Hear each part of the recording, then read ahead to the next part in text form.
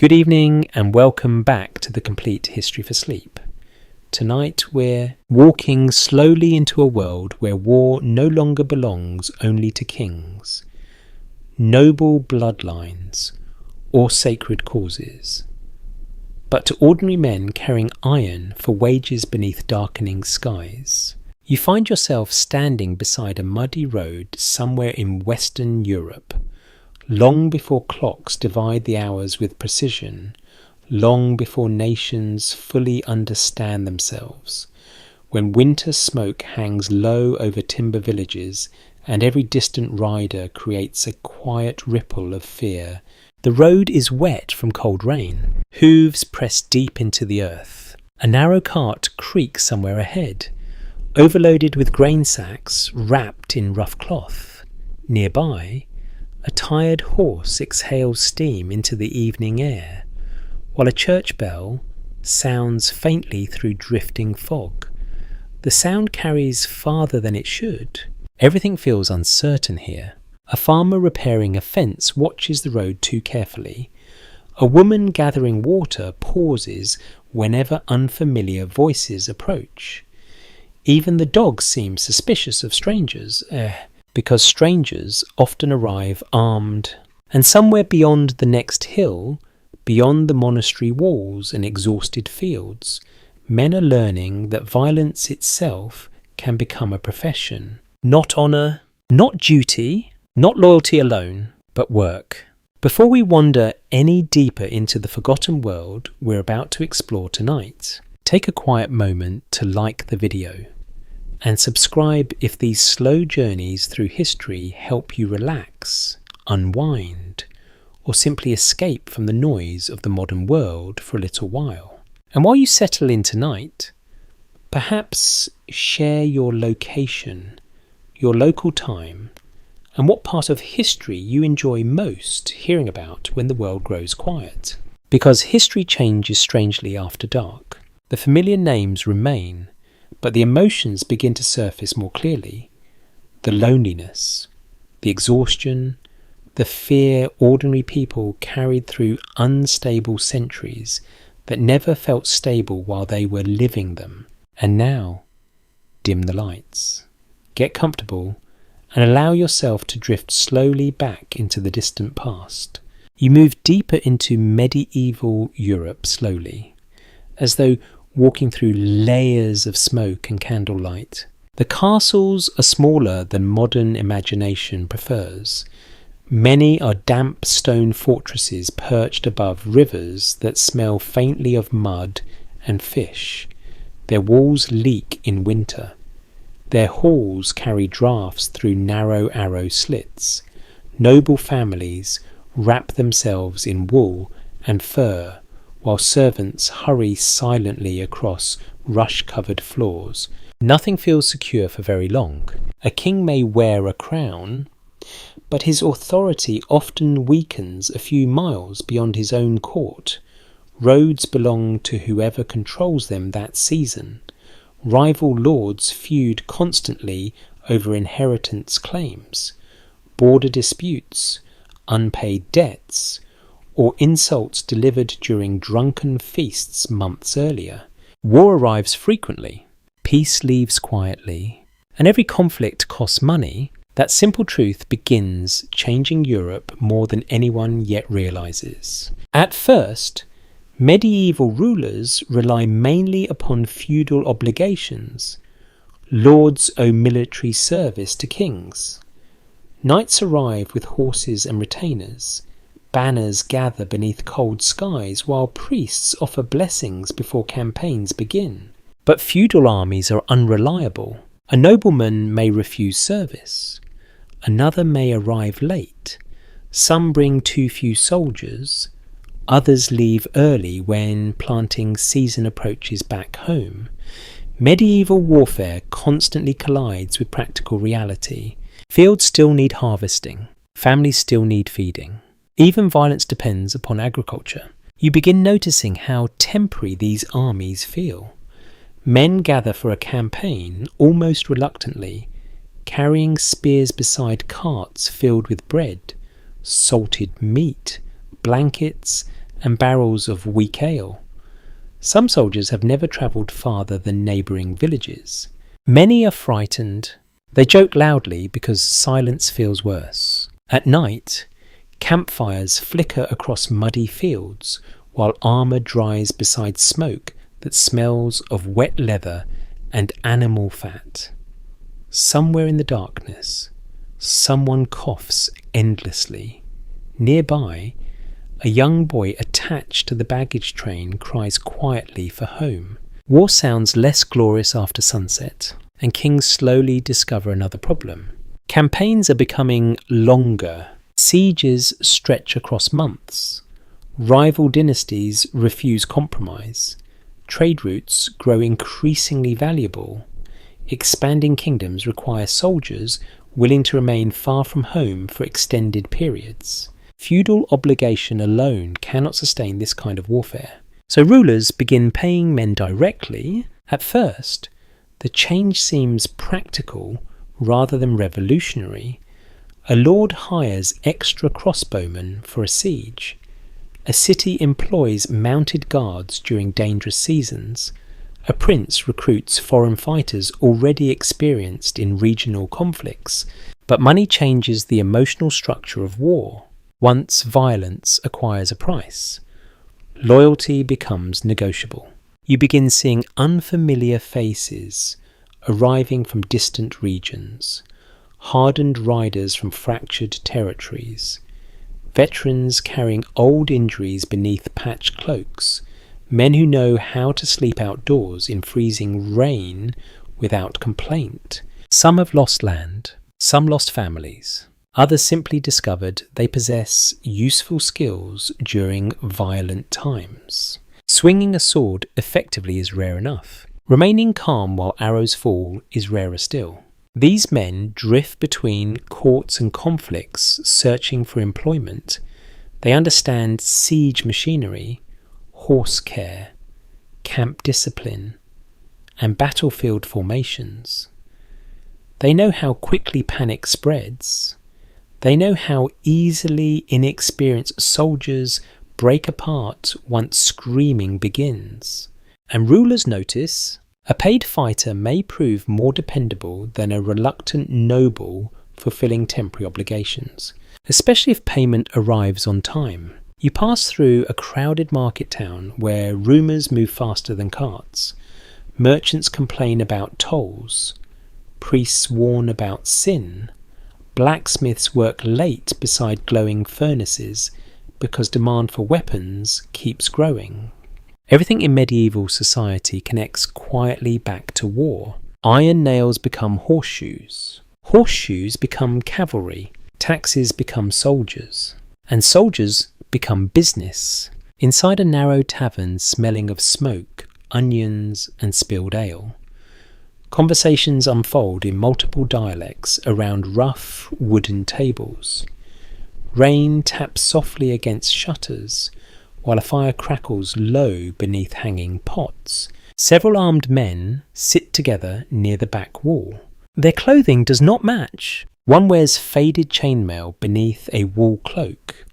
Another carries a damaged shield marked with symbols no one locally recognises. A third keeps his gloves on while drinking slowly beside the fire. You notice the room giving them space, not out of admiration, out of caution. Mercenaries do not yet fully exist in the organised form later centuries will recognise, but their shadows are already lengthening across Europe. Men available for hire, men detached from permanent loyalty, men surviving between wars by preparing constantly for the next one. And beneath the practical arrangements lies something deeply human and deeply sad. Many medieval fighters do not choose this life freely. Crop failures push families into desperation. Inheritance. Traditions leave younger sons landless. Small conflicts destroy villages that never recover. Some boys grow into adulthood knowing only instability. War becomes employment because other forms of survival disappear first. You feel this reality most clearly at dawn. A pale grey morning spreads across open countryside, while hired soldiers prepare to leave another temporary encampment. Frost clings lightly to wagon wheels. Someone reheats yesterday's broth over weak flames. Horses stamp impatiently against frozen ground. No speeches are given. No triumphant music rises. Only tired men adjusting belts and checking straps before another uncertain journey begins. One soldier carries a child's wooden carving tied discreetly inside his satchel. Another limps from an old spear wound that healed badly years earlier. A third stares silently toward distant hills while chewing stale bread hard enough to crack weaker teeth. History often remembers battles, but professions are built during quieter moments. During cold mornings, during unpaid weeks, during long roads between employers, and somewhere within these muddy landscapes, Europe slowly crosses an invisible threshold. Violence is no longer simply a feudal duty attached to noble birth. It is becoming labour, skilled labour, dangerous labour, profitable labour. Soon, entire companies of fighting men will march beneath contracted banners. Cities will negotiate military agreements like trade deals. Captains will rise from obscurity into immense wealth and political influence. But for now, the transformation remains uncertain. A few coins exchanged beside candlelight, a promise sworn beside a winter fire, a rider disappearing down a wet road before sunrise. The profession of war has begun breathing quietly in the dark, and where violence becomes common, specialists emerge. You begin hearing new reputations travelling ahead of certain men. Word spreads between courts and towns about experienced fighters seeking employment. A hardened cavalryman from Burgundy, a group of crossbowmen from Genoa, veterans from distant crusading campaigns who know siege warfare better than most nobles. Their identities become tied not to birthplace but to skill. This change matters more than anyone fully understands. For centuries, medieval society organised itself through fixed obligations. You belong to a lord, a village, a guild, a monastery, a family network. Identity feels rooted in place. Mercenaries disrupt that order. They belong wherever payment carries them, and that mobility unsettles people deeply. The Church especially struggles with the moral uncertainty surrounding hired violence. Priests understand warfare may sometimes be necessary, yet many distrust men who fight primarily for coin rather than loyalty or divine obligation. Some sermons describe wandering soldiers as spiritually dangerous, men detached from stable communities, men vulnerable to greed, cruelty and sin. To be fair, the concern is often justified. Accounts survive describing armed bands extorting villages, stealing livestock, or terrorizing civilians during periods of unemployment. Hunger pushes discipline aside quickly. A trained fighter without wages becomes a frightening presence in fragile rural communities. Still, the reality remains complicated. Many mercenaries are neither monsters nor heroes, simply tired men adapting to unstable times. You travel one afternoon beside a small hired company moving south toward another regional conflict. Their equipment varies wildly. One carries fine mail armour inherited from better years. Another wears patched leather reinforced with scrap metal plates. The youngest fighter cannot be older than 16. He tries hiding his nervousness by speaking too loudly around the others. They tolerate him with dry amusement. One older soldier eventually adjusts the boy's sword belt properly after noticing it twisted awkwardly during the march. The gesture lasts only seconds, but it feels strangely tender. Military life creates harsh forms of companionship. Men who might distrust one another completely in civilian settings learn to depend upon shared routines, cleaning weapons, watching horses, standing guard through freezing nights while distant wolves howl somewhere beyond visible firelight. Intimacy develops differently among soldiers, less spoken, more practical. A blanket shared during winter, water offered without comment, silence respected after battle. You begin realizing that mercenary life is not only about money, it also provides belonging for men displaced from ordinary society. A dangerous belonging, certainly temporary, conditional, yet real enough to matter. As Europe grows wealthier through expanding trade, especially across Italian and Mediterranean networks, rulers gain greater access to coin. Silver and gold circulate more widely. Banking families rise quietly into political importance. Contracts become increasingly sophisticated. War follows the money. Why rely entirely upon feudal loyalty when professionals can be hired directly? The logic spreads slowly but relentlessly. In some regions, nobles still distrust mercenaries completely. Elsewhere, rulers embrace them enthusiastically. Experienced soldiers offer flexibility. They can be recruited quickly and dismissed afterward without permanent obligations. At least in theory. In practice, dismissing armed professionals proves complicated, especially when wages arrive late. One rainy evening, inside a monastery guest hall, crowded with travellers escaping bad weather, you overhear murmured complaints from hired soldiers recently abandoned by a minor lord after a failed campaign.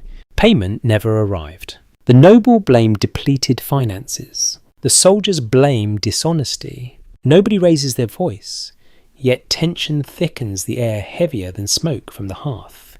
Monks move cautiously around the room while serving thin soup beside rough bread.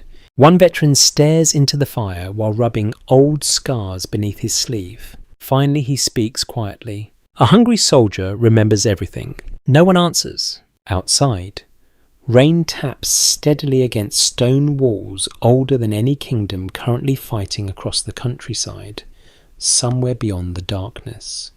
Another ruler already gathers forces for another dispute. The cycle continues because medieval politics rarely remain settled for long, and increasingly, rulers understand something important. Professional violence works. Not perfectly, not cheaply, but effectively enough to reshape Europe. The wandering fighters crossing muddy roads today will eventually evolve into organised military companies with contracts, captains, reputations, and international influence. Some will become wealthy, others infamous. Many will die anonymously beside rivers far from home. But the transformation begins here, with displaced men carrying weapons through uncertain landscapes, with kingdoms too unstable to maintain peace, with rulers willing to pay strangers for survival. Night settles again over the road. Campfires flicker against wet darkness, while weary soldiers remove boots beside steaming horses. Somewhere nearby, someone hums a half-forgotten song from childhood. No audience listens. No chronicler records the melody, yet this quiet moment belongs to history too. The world of mercenaries is growing larger now, one tired traveller at a time. The cities of northern Italy do not sleep easily. Even at night, you hear movement behind shuttered windows and beneath narrow stone archways. Water slaps gently against canal walls. Porters haul crates through torchlit alleys. Somewhere nearby, a money changer continues counting silver long after midnight, his fingers blackened faintly by metal dust and candle soot. These cities feel different from the feudal countryside to the north. Sharper, richer, restless. Florence, Venice, Milan, Genoa, Siena. Their names travel widely now through merchant routes stretching across the Mediterranean and deep into Europe. Cloth, spices, glass, salt, dyes, and precious metals pass constantly through crowded marketplaces, buzzing with accents from distant shores. And wealth changes the logic of survival. Italian merchant republics do not always trust hereditary nobles to protect them. Many citizens see warfare less as sacred duty and more as an expensive problem requiring efficient management. Trade depends upon stability.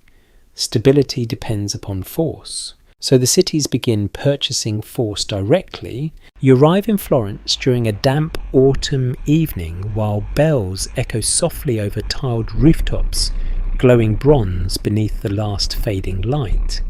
The streets smell of wet stone, olive oil, smoke, and wool recently unloaded from merchant caravans. Everything feels crowded here. Bankers negotiate beside butchers. Priests walk quickly through noisy plazas while apprentices hurry carrying bundles of fabric almost larger than themselves.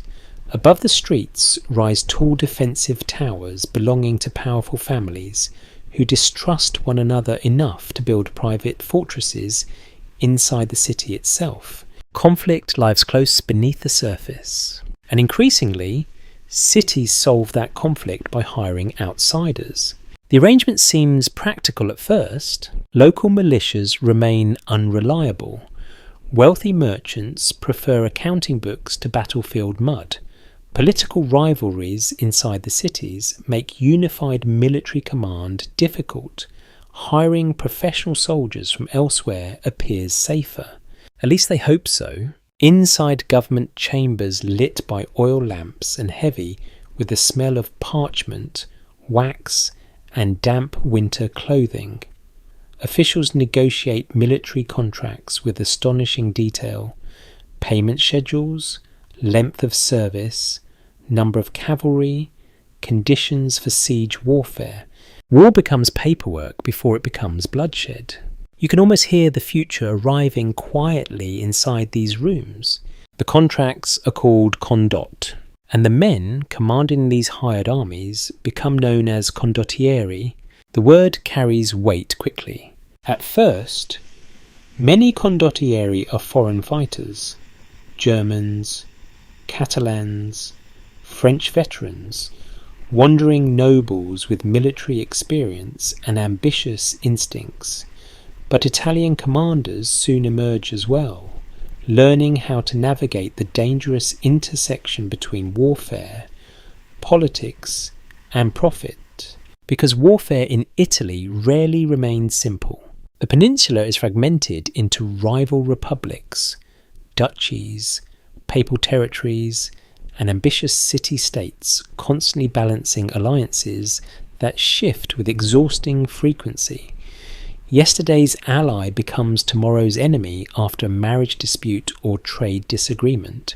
Mercenaries thrive inside instability. You walk through a military encampment outside Milan, where hired cavalry prepare for another campaign against neighbouring rivals. The atmosphere feels strangely organised compared to earlier feudal gatherings. Armour is inspected carefully. Horses are catalogued. Supplies are counted. Professionalism settles over the camp like another layer of cloth. Not perfection, certainly. Men still gamble loudly. Arguments still erupt beside cooking fires. Drunkenness remains common enough.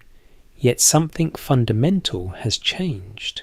These soldiers expect payment because fighting is now their occupation. A blacksmith travels with the company repairing damaged equipment daily. Clerks maintain records. Messengers ride constantly between commanders and city officials negotiating terms.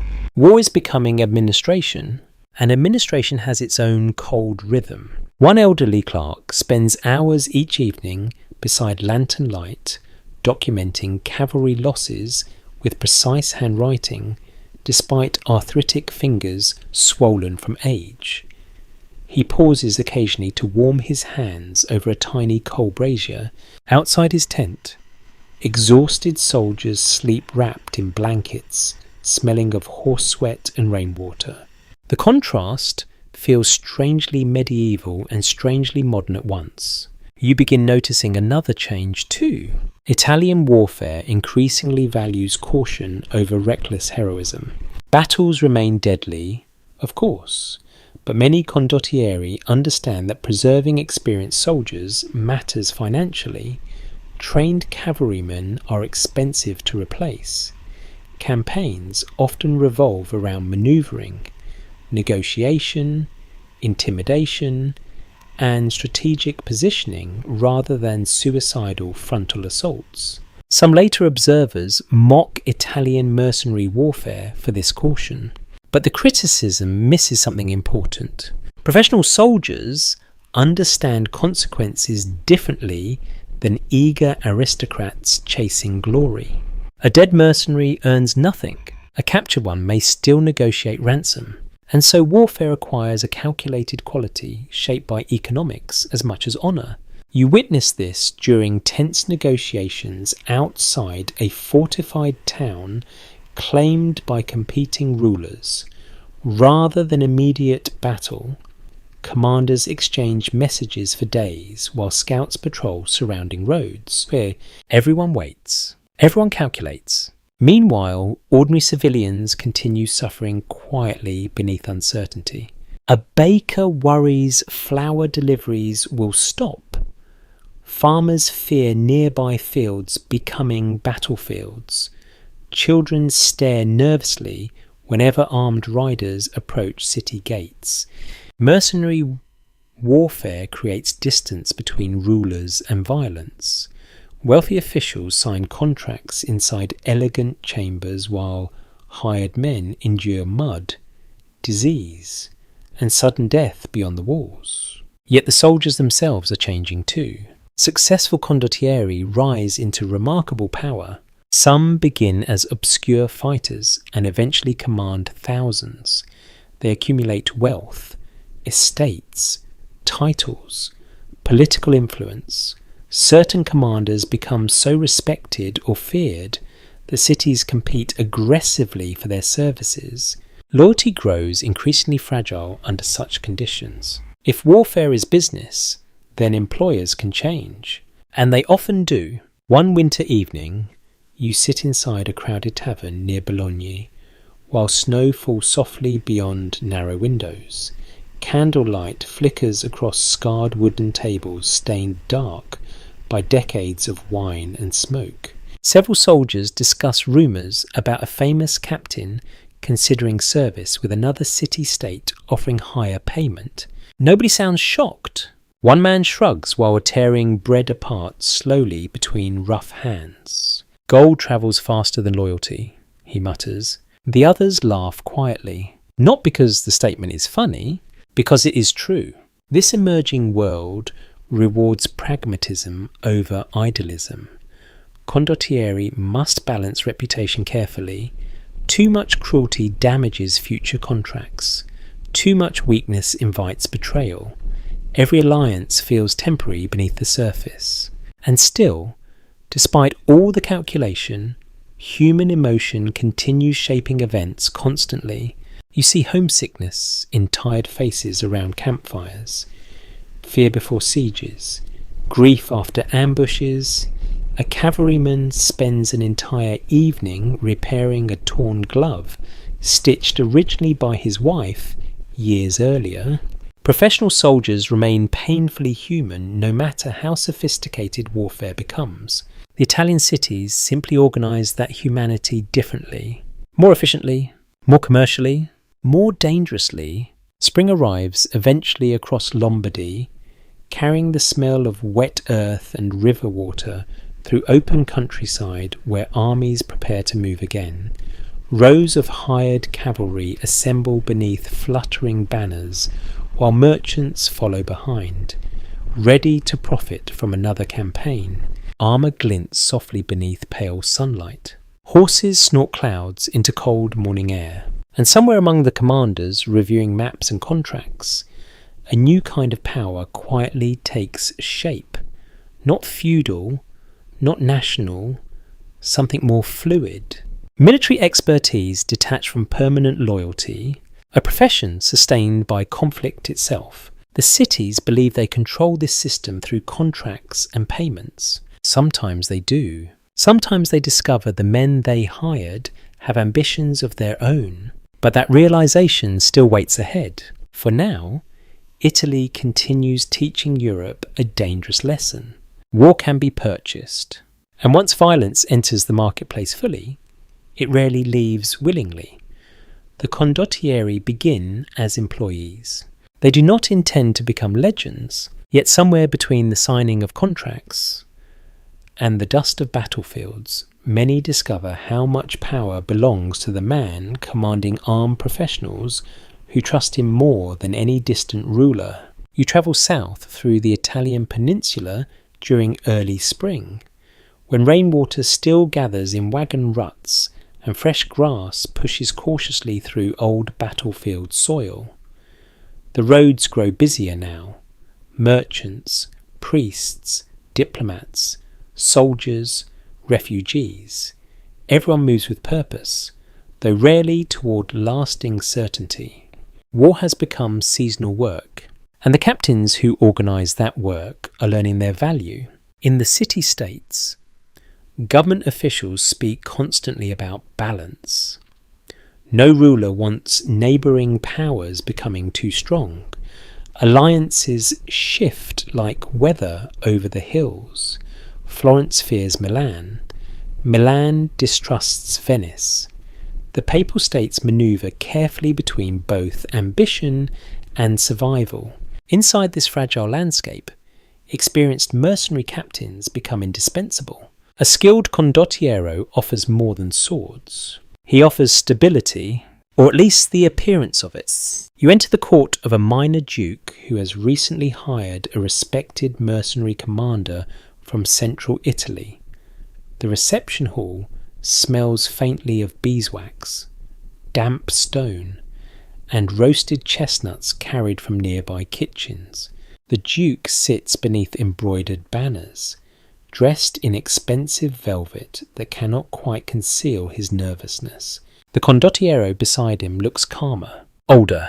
His face carries weathered lines, earned outdoors rather than indoors. One finger bends incorrectly from an old injury. His cloak remains practical despite obvious wealth. He watches everything. Doors, servants, windows. Even during formal banquets, soldiers rarely stop assessing danger. You notice something subtle in the room.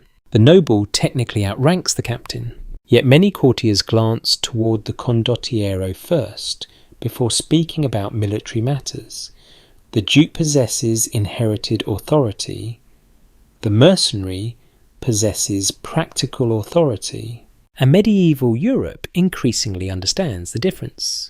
The captain's company numbers nearly 2,000 men now: cavalry, infantry, engineers, crossbowmen, supply handlers.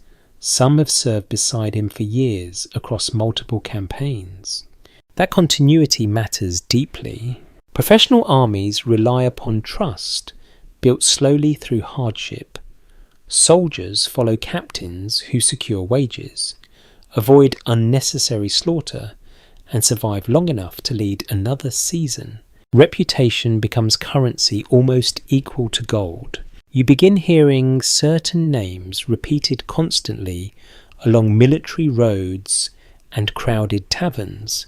Famous captains whose victories attract recruits automatically. Men admired for discipline or feared for cruelty. Some cultivate elaborate public images intentionally.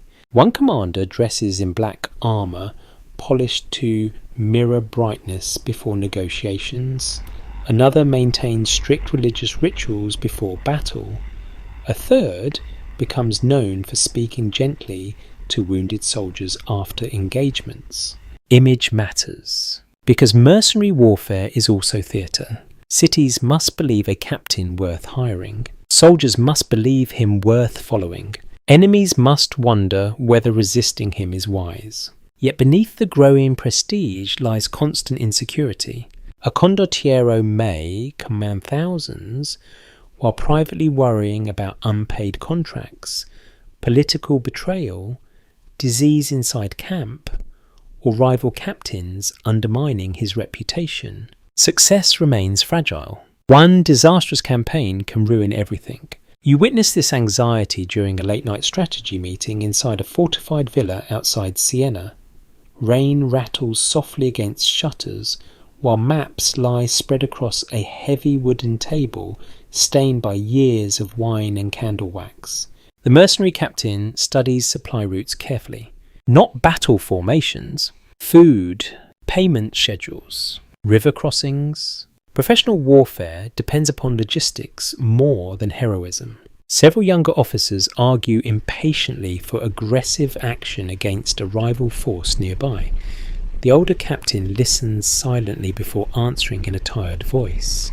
Dead soldiers cannot honour contracts. The room grows quiet. Outside, exhausted horses shift restlessly beneath stable roofs, while sentries pace through cold drizzle carrying spears darkened by moisture. Somewhere distant, thunder rolls across the hills. Nobody sleeps particularly well before campaigns begin. You slowly realise that many condottieri become skilled politicians almost accidentally to survive.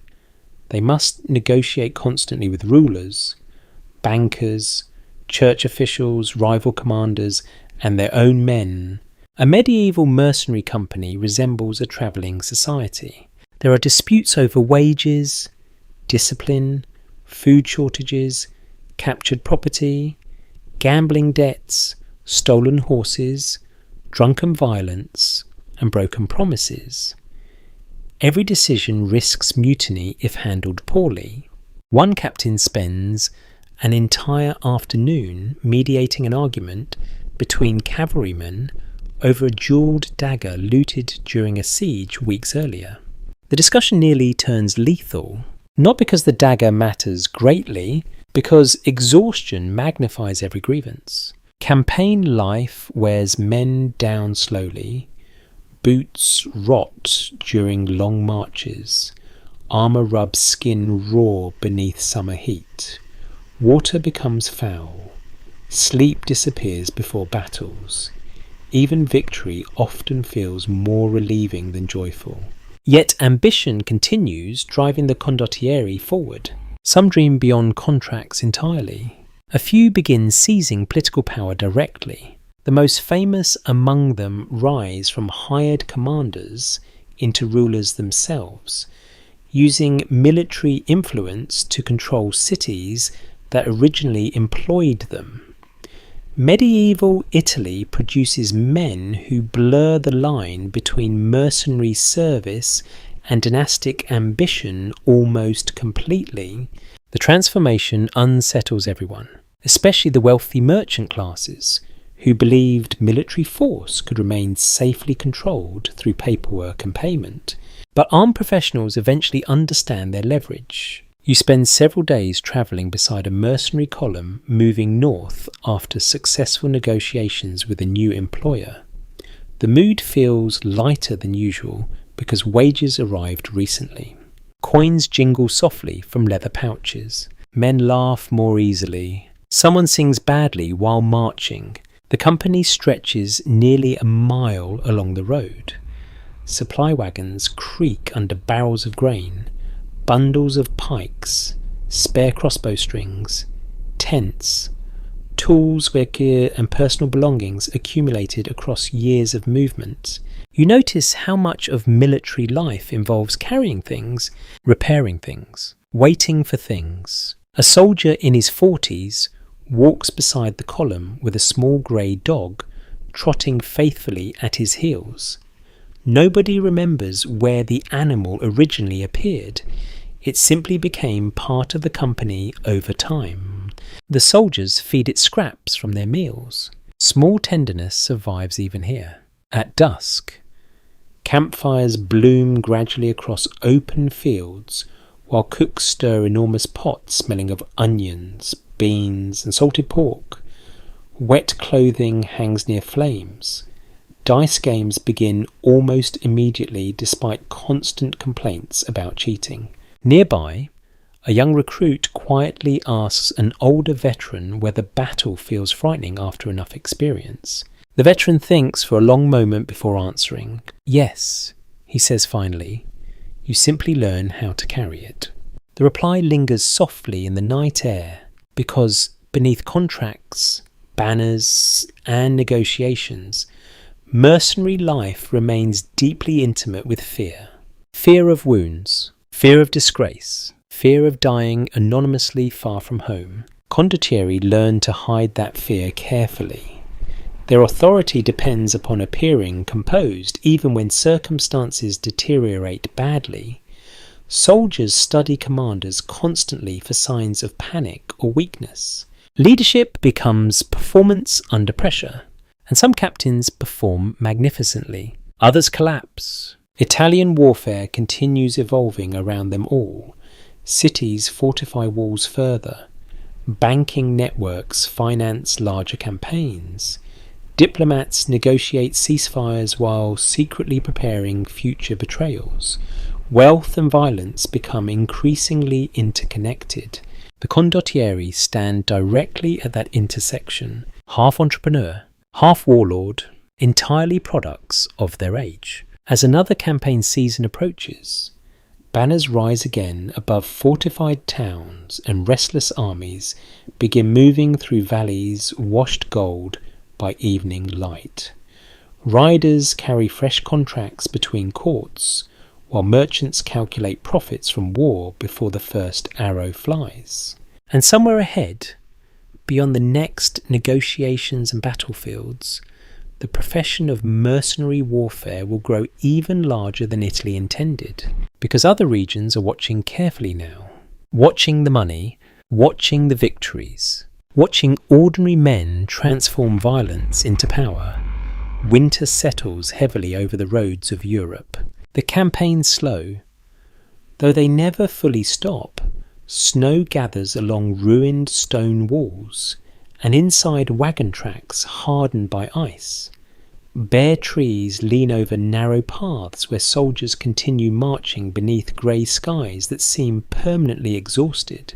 Cold changes everything about military life. Armour burns against frozen skin before dawn. Leather stiffens overnight. Bread becomes difficult to chew.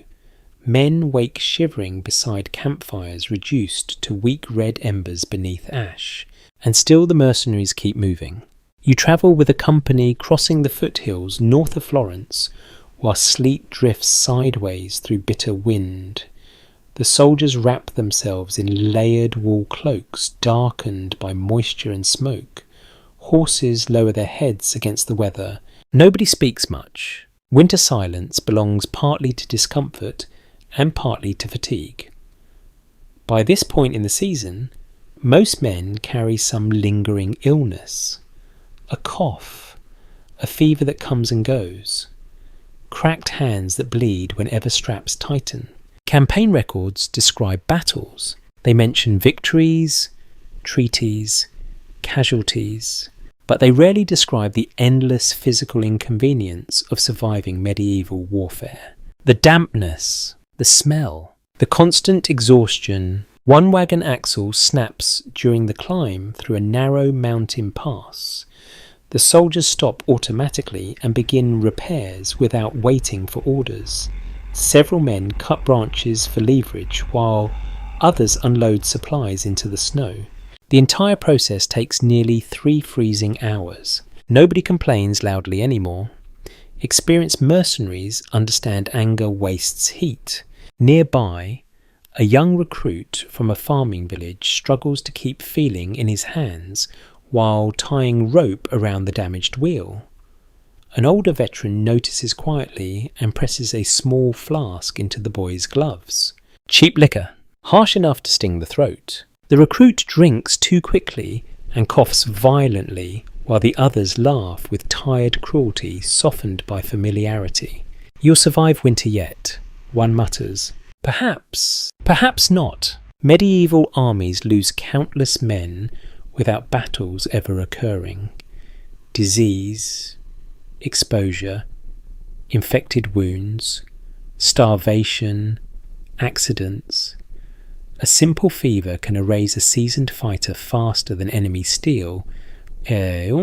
Mercenary companies understand this reality intimately. Winter camps become temporary worlds built entirely around endurance. You arrive at one such encampment near a half-abandoned monastery where hired soldiers have negotiated shelter until spring roads improve. Smoke drifts lazily from makeshift chimneys cut through patched canvas roofs. Horses crowd together for warmth behind crude wooden fencing. The air smells of wet wool, manure, wood smoke, and unwashed bodies. Inside the shelters, men sleep tightly packed beneath blankets, carrying years of accumulated smoke and sweat. Boots dry beside fires whenever possible. Armour hangs from hooks hammered into rough beams overhead. Privacy barely exists. Every cough becomes communal, every nightmare overheard. You begin noticing how strange intimacy grows among mercenaries during long winters. Men who barely know one another's childhoods share cramped sleeping spaces for months. They witness illnesses, fears, drunken confessions, private grief. A veteran from Lombardy carefully trims another soldier's infected fingernails by candlelight because the man's hands shake too badly from fever. Nobody treats the moment as remarkable. Practical kindness becomes ordinary in hard conditions. Outside, snow continues falling softly across the silent camp, while sentries rotate through night watch, carrying lanterns shielded carefully against the wind. One guard pauses beside the monastery cemetery, where weathered stone markers rise unevenly through snowdrifts. He studies them for a long moment before continuing his patrol. Mercenaries think about death often, not always dramatically, sometimes almost casually. A matter-of-fact awareness settles over experienced soldiers. Any campaign may be the last one. Any wound may rot. Any employer may disappear without paying wages owed. So men create small rituals against uncertainty. Lucky charms tied beneath armour. Prayers whispered before sleep. Dice games played obsessively because chance already governs so much of their existence. One soldier carries a tiny cloth pouch filled with soil from his home village. Another refuses entering battle without a particular red scarf wrapped around his wrist beneath gauntlets. Superstition flourishes wherever control disappears. And winter camps provide endless time for stories. After dark, soldiers gather around low fires, sharing rumours, lies, memories, and half-remembered histories while snow taps softly against canvas overhead. Candlelight flickers across scarred faces and patched clothing. Some stories are absurdly exaggerated. Others become very quiet. A crossbowman describes watching friends drown during a river crossing years earlier after panicked horses overturned supply barges. A cavalryman recalls hearing church bells through battlefield fog moments before an ambush began. Nobody interrupts these memories. Even mercenaries understand certain silences deserve respect. You notice humour surviving too, though often in strange forms. Soldiers joke constantly about terrible food, arrogant nobles, miserable weather, and death itself. Especially death. Dark humour becomes armour for men living beside danger too long. One evening, the company cook produces stew so thin that a veteran claims he saw his reflection inside the pot. The camp erupts with laughter loud enough to startle nearby horses. For several minutes, the war almost disappears. Almost. Yet beneath the companionship lies permanent instability. Winter quarters cost money. Idle soldiers become restless. Captains negotiate endlessly for supplies, delayed wages, and future contracts while trying to prevent discipline from collapsing entirely. A mercenary company without employment grows dangerous quickly. You witness growing tension inside the camp after rumours spread that payment from a nearby city-state may arrive late again. Conversations sharpen. Dice games become arguments. Men begin drinking earlier in the day. Hunger and uncertainty erode loyalty faster than enemy attacks. The captain responds carefully. Rather than threats, he walks openly through the camp, speaking quietly with groups of soldiers beside fires and cooking areas. He explains negotiations remain ongoing. He promises partial payment soon. Some believe him. Others do not. Leadership in mercenary companies depends heavily upon maintaining fragile confidence during difficult seasons.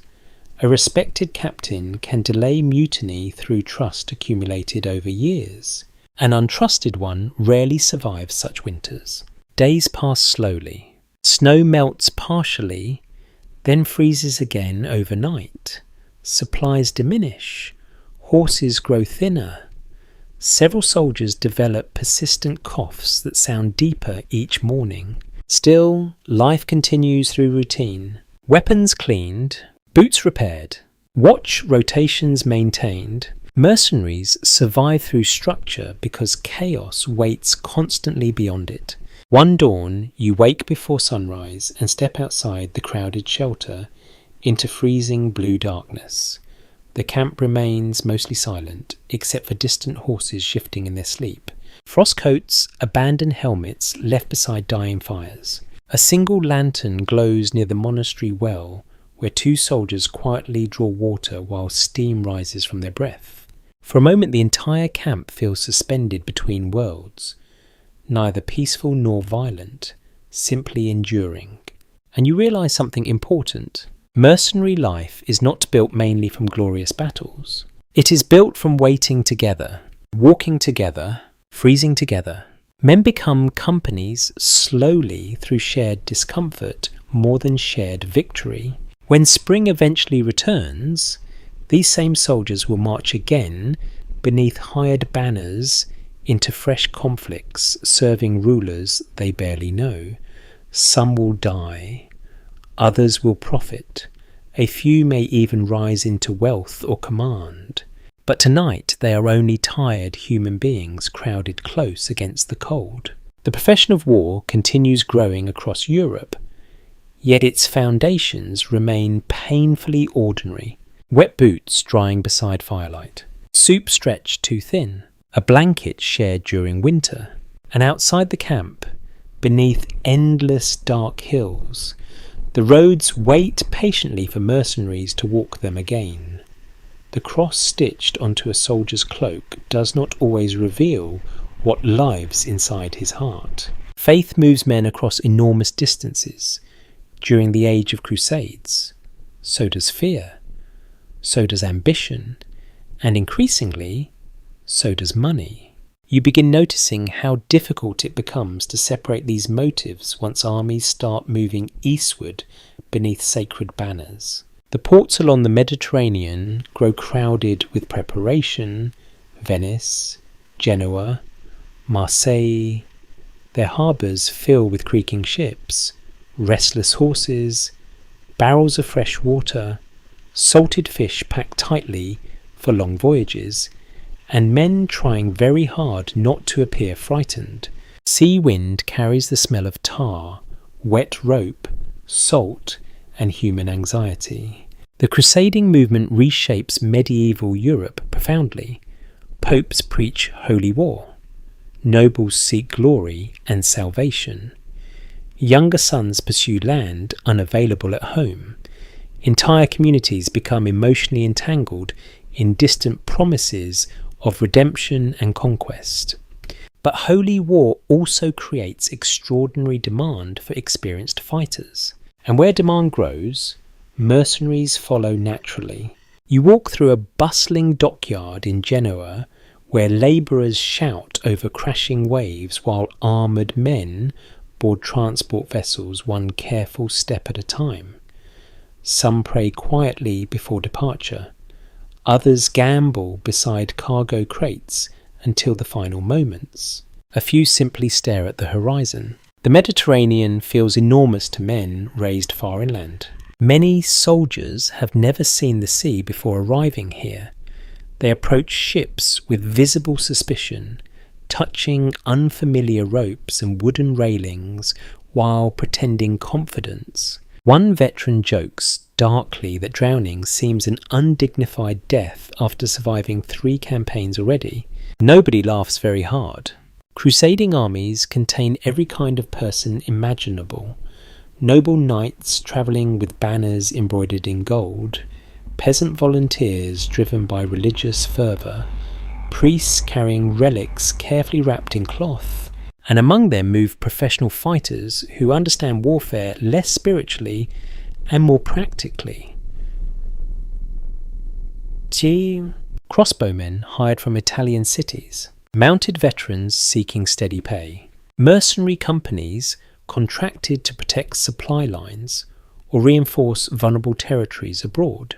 The Church does not always approve comfortably of this arrangement. Holy war ideally represents sacrifice and devotion, yet crusading campaigns require logistics, discipline, and experienced soldiers capable of surviving brutal conditions far from Europe. Idealism alone cannot maintain a siege, so compromise enters quietly. It usually does. The journey east changes men slowly. Weeks aboard, crowded ships create strange floating worlds, filled with seasickness, cramped sleep, spoiled food, and prayers muttered during storms. Horses panic below deck whenever waves strike too violently. Fresh water grows stale. Tempers sharpen. One night you stand near the rail beside a mercenary archer from southern France, while moonlight scatters silver across rough black water.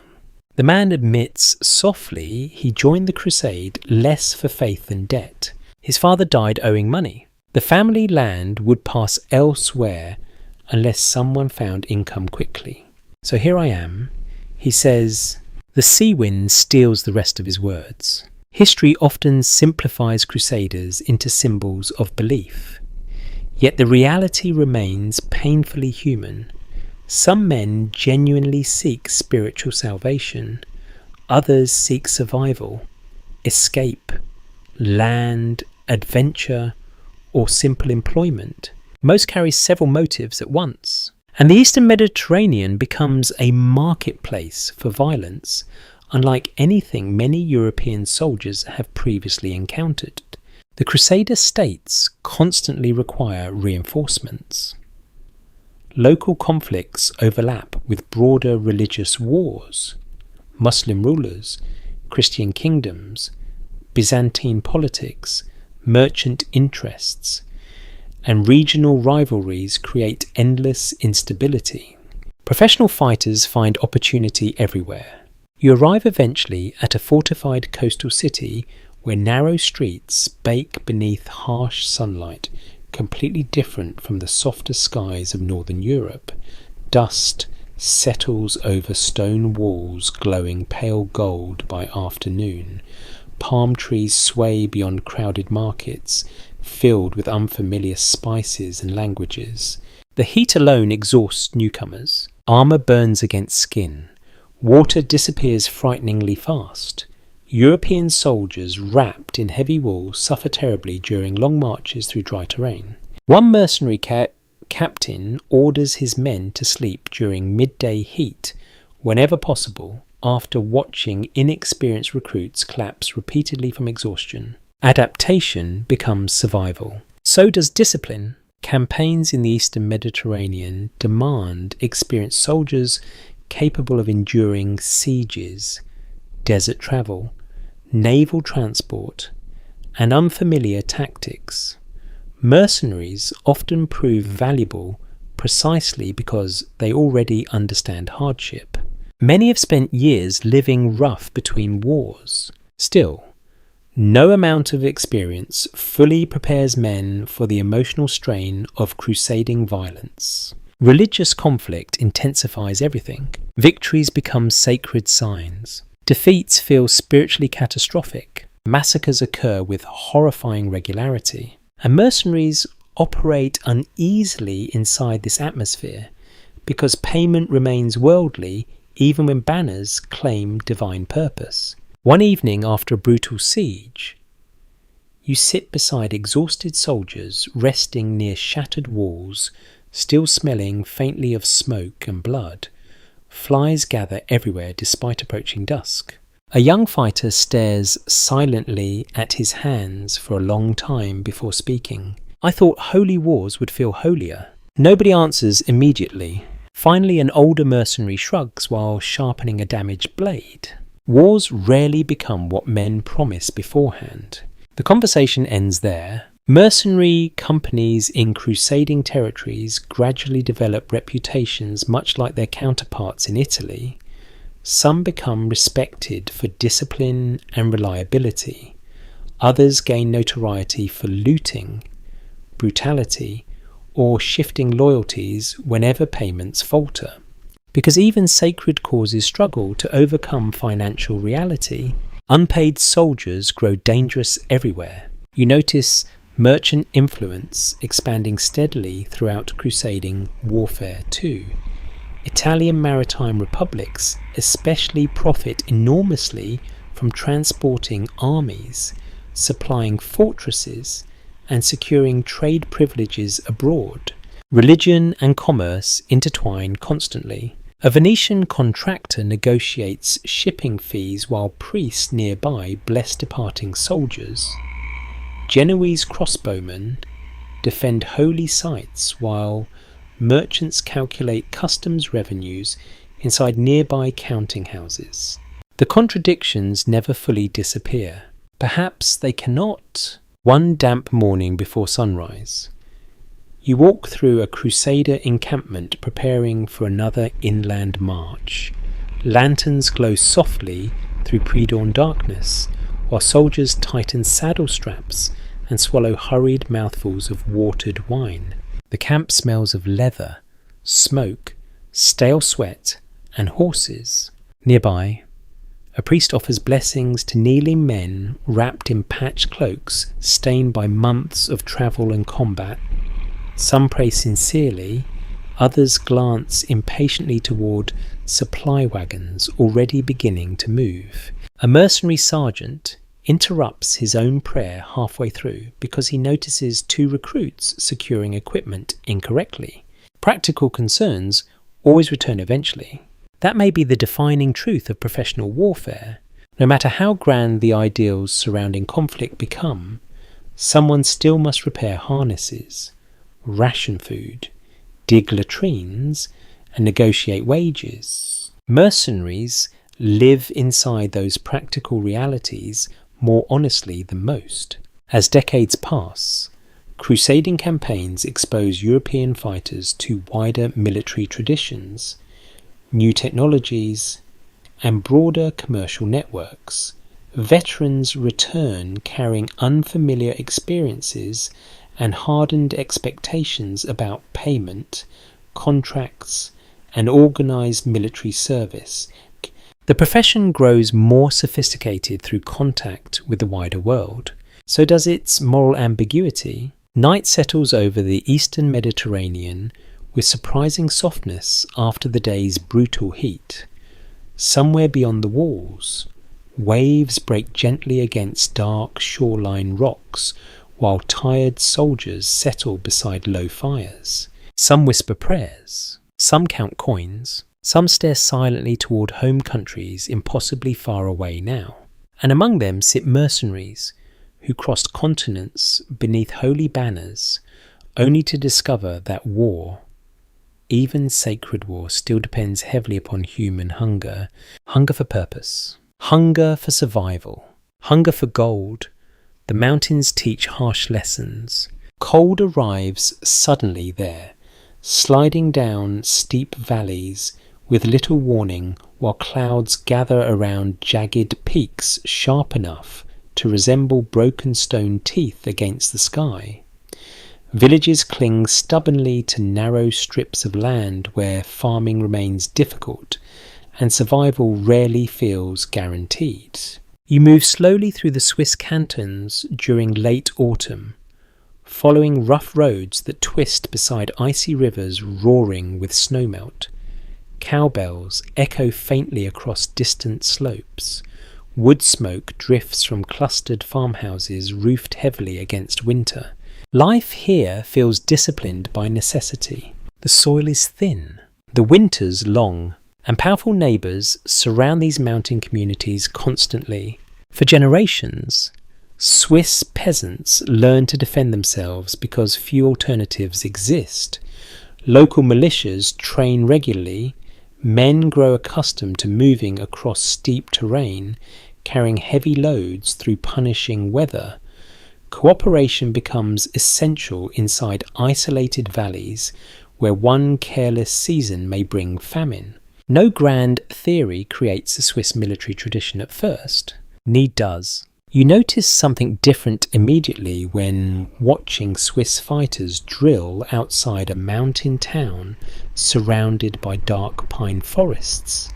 Their movements appear coordinated in ways unfamiliar to many feudal armies elsewhere in Europe. Not elegant, not theatrical, efficient. Long pikes rise and lower together like a single living structure built from wood, iron, and disciplined human bodies. Boots strike frozen earth in rough unison. Commands echo sharply through cold air. These men are not aristocratic knights trained for individual glory.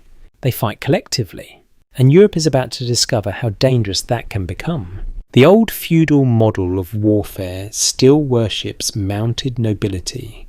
Armoured cavalry dominate battlefields across much of medieval Europe for centuries.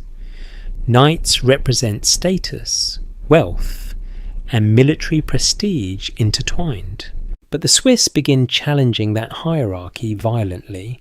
Accounts spread of heavily armoured cavalry broken apart by disciplined infantry formations moving aggressively across difficult terrain. Pike squares hold firm where lesser troops collapse. Swiss soldiers advance with terrifying momentum once battle fully begins. At first, many nobles dismiss such stories. Then they witness the results personally. You stand beside a muddy field after one brutal engagement where defeated cavalry horses lie tangled among shattered lances and trampled banners. Snow falls lightly over the wreckage while surviving soldiers wander dazed through smoke and churned earth. Nearby, Swiss infantry clean weapons methodically with expressions closer to exhaustion than triumph. Victory looks unpleasant up close. One young fighter vomits quietly beside a wagon wheel after the battle ends. An older veteran hands him water without comment before returning to remove blood from his pike shaft using a scrap of cloth already stained dark from earlier cleaning. Professionalism often appears emotionally flat from a distance. In reality, many soldiers simply learn how to continue functioning despite horror. The Swiss reputation spreads rapidly after repeated military successes. European rulers begin seeking these mountain fighters for their own armies. What begins as local defence slowly transforms into international military demand. And demand creates opportunity. Swiss mercenaries soon become among the most respected soldiers in Europe. The irony feels almost inevitable.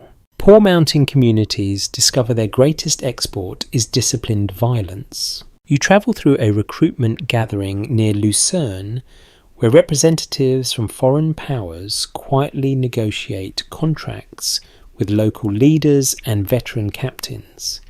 The atmosphere resembles both military preparation and seasonal market exchange. Money changes hands discreetly. Names are recorded. Oaths are discussed carefully. The Swiss cantons themselves maintain complicated relationships with mercenary service. Many communities depend economically upon income earned abroad by soldiers. Yet leaders also fear losing too many young men or becoming entangled in foreign politics unnecessarily. Historians still debate how fully ordinary Swiss fighters understood the wider political struggles they entered. Some probably cared deeply, others likely focused more upon wages supporting families back home. Perhaps most balanced both realities together. A farmer can worry about honour and harvest simultaneously. One evening you sit inside a crowded alpine tavern where future mercenaries gather before departing south toward Italian conflicts. Snow piles heavily outside, while inside the room glows warm from firelight reflecting across rough wooden walls darkened by generations of smoke. The soldiers drink slowly tonight. The mood feels quieter than celebration. Several men carve small symbols into travel staffs or sharpen knives while speaking softly about home villages they may not see again for years. One older recruit carefully folds a letter from his wife before sealing it inside an oilcloth pouch. Another studies the mountains visible faintly through frost-covered windows. "You forget the silence first," he says. Nobody asks what he means. Perhaps they already know. Mercenary service changes returning soldiers profoundly. Men who spend years crossing Europe beside armies often struggle readjusting to village rhythms afterward. Foreign campaigns expose them to wealth, brutality, languages, diseases, and ambitions far beyond isolated mountain life. The profession expands horizons even while hardening people emotionally. Swiss mercenaries develop especially fierce reputations for discipline during combat. Their dense infantry formations require extraordinary trust between soldiers standing shoulder to shoulder against cavalry charges and missile fire. Cowardice threatens everyone nearby instantly, so cohesion becomes sacred. A Swiss veteran later describes battle as borrowing courage from the men beside you. The phrase survives because it feels true. No soldier remains fearless consistently. Professional armies function because fear becomes collective rather than individual. You witness this during a dawn drill held beneath freezing rain outside a temporary encampment in northern Italy. Swiss pikemen practice formation manoeuvres for hours while mud thickens around their boots.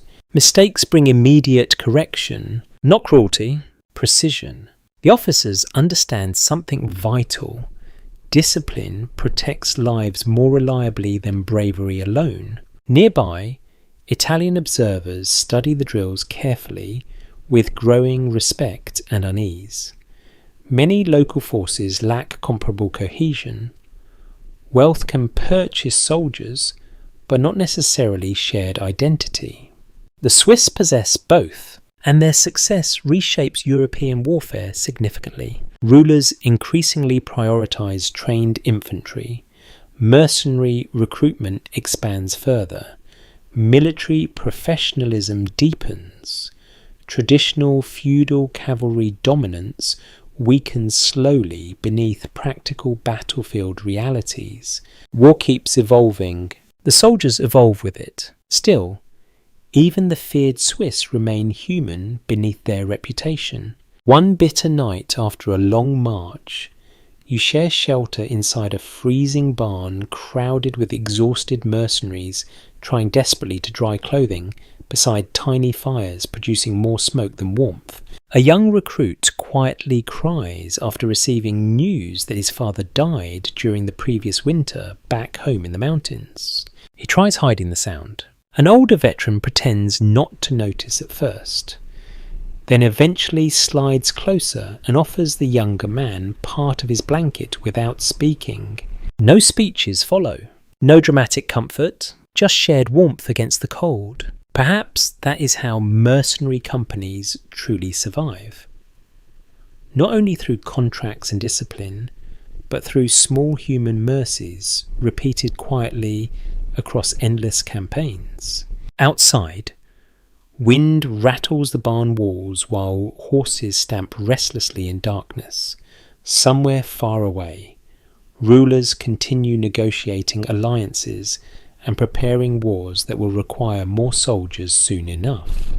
And in the mountain cantons, more young men already begin considering the road south, because Europe now knows what Swiss mercenaries can do, and Europe is willing to pay dearly for it.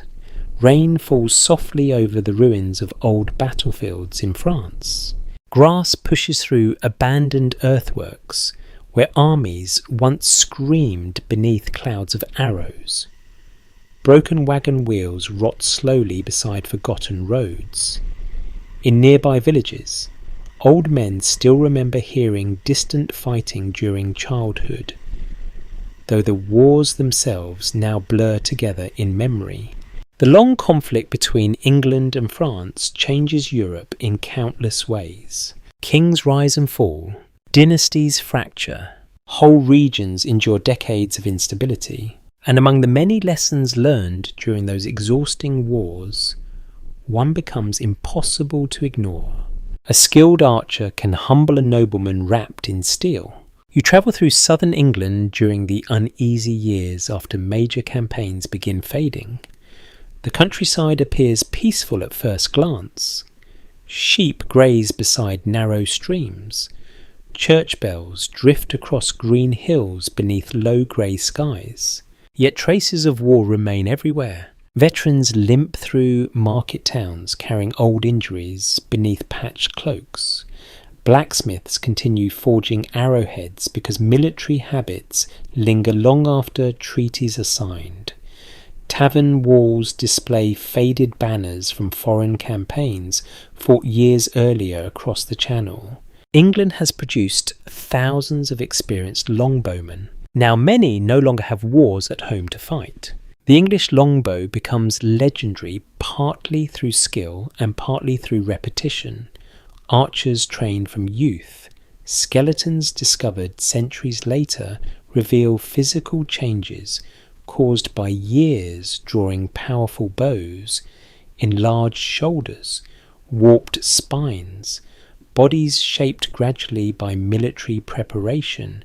Professional expertise leaves marks upon human flesh. You watch a group of veteran archers practicing outside a provincial town, while cold wind bends tall grass across the field. Their movements appear deceptively casual. Knock, draw, release. The arrows vanish almost too quickly to follow before striking distant targets with heavy thudding sounds that echo faintly across the damp air. No wasted motion, no theatrical flourish, just disciplined repetition refined through years of war. Several foreign envoys observe nearby with obvious interest, because experienced English archers are now available for hire abroad. Just as Italian cities sought cavalry and Swiss cantons exported pikemen, other European powers begin recruiting English veterans whose battlefield experience carries enormous value. Mercenary warfare grows increasingly international. Men cross borders not for pilgrimage or trade alone, but because violence itself has become a marketable skill travelling wherever demand exists. You accompany one such company, preparing to depart from the southern coast. Most are veterans of campaigns in France. Their clothing varies widely, but certain habits unite them instantly. They maintain their bows obsessively. Bowstrings stay wrapped carefully against moisture. Arrow shafts are inspected constantly for warping, even during meals. Some men absent-mindedly test finger calluses hardened through decades of shooting. A longbow is not merely equipment. It becomes part of the body. One older archer, named Thomas, sits beside a harbour fire, repairing fletching by lantern light, while gulls cry somewhere beyond dark water. His hands move steadily despite age. He admits quietly he no longer remembers how many battles he survived. Enough, he says, after thinking for a moment. More than enough. Then he returns to his work. Mercenary life attracts many English veterans because peacetime offers limited alternatives. Farming wages remain poor. Land ownership stays concentrated. Some former soldiers simply cannot return comfortably to ordinary village routines after years campaigning abroad. Others miss the companionship. Military companies create identities difficult to replace elsewhere. Shared danger compresses relationships quickly. Men who survive sieges, disease, and battlefield panic together often understand one another more deeply than family members left behind at home, though they may never say so directly. The crossing into continental Europe feels strangely routine now for many professional soldiers. Ships transport not only goods, but entire military cultures between regions, increasingly connected through warfare and commerce. You stand aboard a crowded vessel moving toward the Low Countries, while sea spray lashes across the deck beneath harsh winter wind. Horses shift nervously below. Soldiers huddle beneath soaked cloaks, chewing hard bread and salted fish. The mood remains subdued. Veterans understand departures rarely deserve celebration. One younger recruit asks Thomas whether fighting for foreign rulers feels disloyal to England. The old archer considers carefully before answering. A hungry man serves whoever feeds him. The reply sounds practical rather than cynical, because for many mercenaries, survival shapes morality more powerfully than abstract politics. Still, identity remains complicated. English soldiers abroad often cluster together culturally. They share songs, insults, drinking customs, and memories of home landscapes. Around campfires across Europe, accents from Yorkshire or Kent mingle with German dialects, Italian curses, and French commands. Medieval armies become strangely cosmopolitan spaces. Danger ignores language barriers quickly. You arrive eventually at a fortified town where English archers enter service under a Burgundian noble preparing for regional conflict. The recruitment process feels increasingly professionalised now. Contracts specify wages. Captains inspect equipment. Clerks record names carefully beside wax seals and signatures, scratched awkwardly by men barely literate after lifetimes spent outdoors rather than inside schools. War becomes bureaucracy one parchment at a time. The archers themselves carry reputations preceding them. Enemies fear concentrated longbow fire, capable of disrupting cavalry charges and sowing chaos before close combat begins. But battlefield fame hides exhausting realities. Archery demands constant physical maintenance. Campaigns require endless marching. Wet weather ruins equipment. Disease spreads rapidly through crowded camps. Even victorious soldiers often suffer terribly from malnutrition and exposure. One rainy evening, you walk through an encampment where English mercenaries attempt drying bowstrings beside smoky fires under patched canvas shelters. The entire camp smells of damp wool and wet ash. A veteran curses softly after discovering mould beginning along part of his equipment. Another massages aching shoulders while staring blankly into the flames.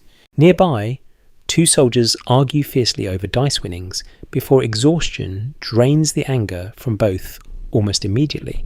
Campaign life magnifies every emotion while simultaneously wearing them down. Yet moments of humanity continue surfacing unexpectedly. An archer receives a letter from home delivered through complicated chains of merchants and travellers. He cannot read well himself, so another soldier reads it aloud quietly beside the fire. News of harvests, a sister's marriage, the birth of a nephew. For several minutes the war recedes completely, while distant English countryside briefly returns through spoken words. Then the reading ends. Rain continues tapping against canvas overhead. Morning will bring marching again. You begin noticing how professional soldiers increasingly think of themselves less as temporary levies and more as permanent military specialists. This psychological shift matters enormously. Mercenary companies preserve knowledge between wars. Veterans teach recruits. Tactical lessons spread internationally through wandering soldiers carrying experience across borders. The profession deepens. So does Europe's dependence upon it. Rulers now expect access to trained fighters beyond feudal obligations alone. Military labour markets expand steadily despite moral unease surrounding hired violence. Warfare becomes more organised, more expensive, and more continuous. And ordinary soldiers adapt accordingly. Night settles over the camp, while English archers wrap bows carefully against incoming rain. Somewhere distant, church bells sound through darkness, thick with approaching fog. Thomas lies awake beneath his blanket, listening quietly. Perhaps he remembers France. Perhaps only the sea crossing. Perhaps nothing at all. After enough campaigns, memory itself grows tired. Still, when dawn arrives, he will rise with the others, tighten worn boots stiff from moisture, and continue serving another foreign master in another uncertain war. Because Europe keeps needing skilled men with bows, and skilled men with bows still need wages. Peace terrifies unemployed soldiers almost as much as war terrifies civilians. Treaties are announced with bells, feasts, prayers, and exhausted relief inside royal courts. Diplomats congratulate one another beneath painted ceilings, while scribes draft elegant agreements promising stability at last. But outside those halls, thousands of armed men suddenly discover they are no longer needed. And that is when entire regions begin trembling. You move through central France during a season officially called peaceful. Though little about the countryside feels calm, villages reinforce gates before sunset. Merchants hire extra guards for short journeys between towns. Farmers glance nervously toward tree lines whenever unfamiliar riders appear, because the free companies are roaming again. The name sounds almost romantic from a distance. In reality, these mercenary bands become one of medieval Europe's most feared consequences of prolonged warfare. Discharged soldiers, unpaid fighters, deserters, adventurers, and opportunists gather into large mobile companies, surviving however they can after formal campaigns end. Sometimes they offer protection. Sometimes they sell military services. Often they simply take what they need. The transition happens gradually after wars slow. Captains dismiss portions of their forces when wages disappear. Smaller groups merge together for survival. Veterans, unwilling or unable to return home, drift toward familiar military structures. A company forms around shared necessity. Then it grows. You pass the burned remains of a roadside inn abandoned weeks earlier after a mercenary band looted nearby settlements. Rainwater drips through collapsed roofing beams, while chickens wander cautiously among blackened debris. The silence feels uneasy. A child from a nearby village watches you from behind a stone wall, then disappears immediately once noticed. Fear changes landscapes long before armies arrive. The free companies understand exactly how vulnerable medieval society remains beyond fortified cities. Roads are difficult to secure. Communication moves slowly. Local militias often lack training to confront experienced professional fighters. A few hundred determined mercenaries can dominate entire regions temporarily, especially when hungry. One evening you shelter inside a monastery crowded with refugees fleeing rumours of approaching soldiers. The monks distribute thin soup while trying gently to calm frightened families, huddled beneath candlelit arches smelling faintly of incense and damp wool, an old woman clutches a cloth bundle containing nearly everything she still owns. A farmer explains quietly that armed riders demanded grain, livestock, and money from his village 3 nights earlier. When local men resisted, the mercenaries burned several barns before moving on. Nobody knows where they are now. That uncertainty becomes its own form of terror. Professional soldiers without employers create instability precisely because they remain organised, armed, and experienced. Many spent years learning siege tactics, ambush techniques, cavalry manoeuvres, and supply raiding during formal wars. Peace leaves them dangerously capable, yet the reality stays morally tangled. Not every free company behaves with equal brutality. Some maintain internal discipline surprisingly well. Certain captains negotiate payments from towns in exchange for protection or safe passage rather than destruction. Others descend rapidly into cruelty. Much depends upon leadership, supply conditions, and whether wages still exist somewhere ahead. You travel briefly beside a smaller mercenary band moving south through Burgundy after failed negotiations with a regional lord who refused their services. The company contains perhaps 200 men now, too many for easy charity, too few for major conquest. Their clothing appears worn from long campaigning, several horses limp badly, one wagon carries wounded veterans unable to march properly anymore. The mood inside the group feels brittle. Exhaustion hangs over everything. At night, beside smoky fires, the soldiers speak constantly about money owed from previous campaigns. Names of nobles and cities repeat bitterly through the darkness. They used us, one veteran mutters while staring into weak flames. Perhaps they did. Rulers often exploit mercenaries during emergencies, then abandon them afterward whenever convenient. Medieval governments regularly struggle paying military contracts fully.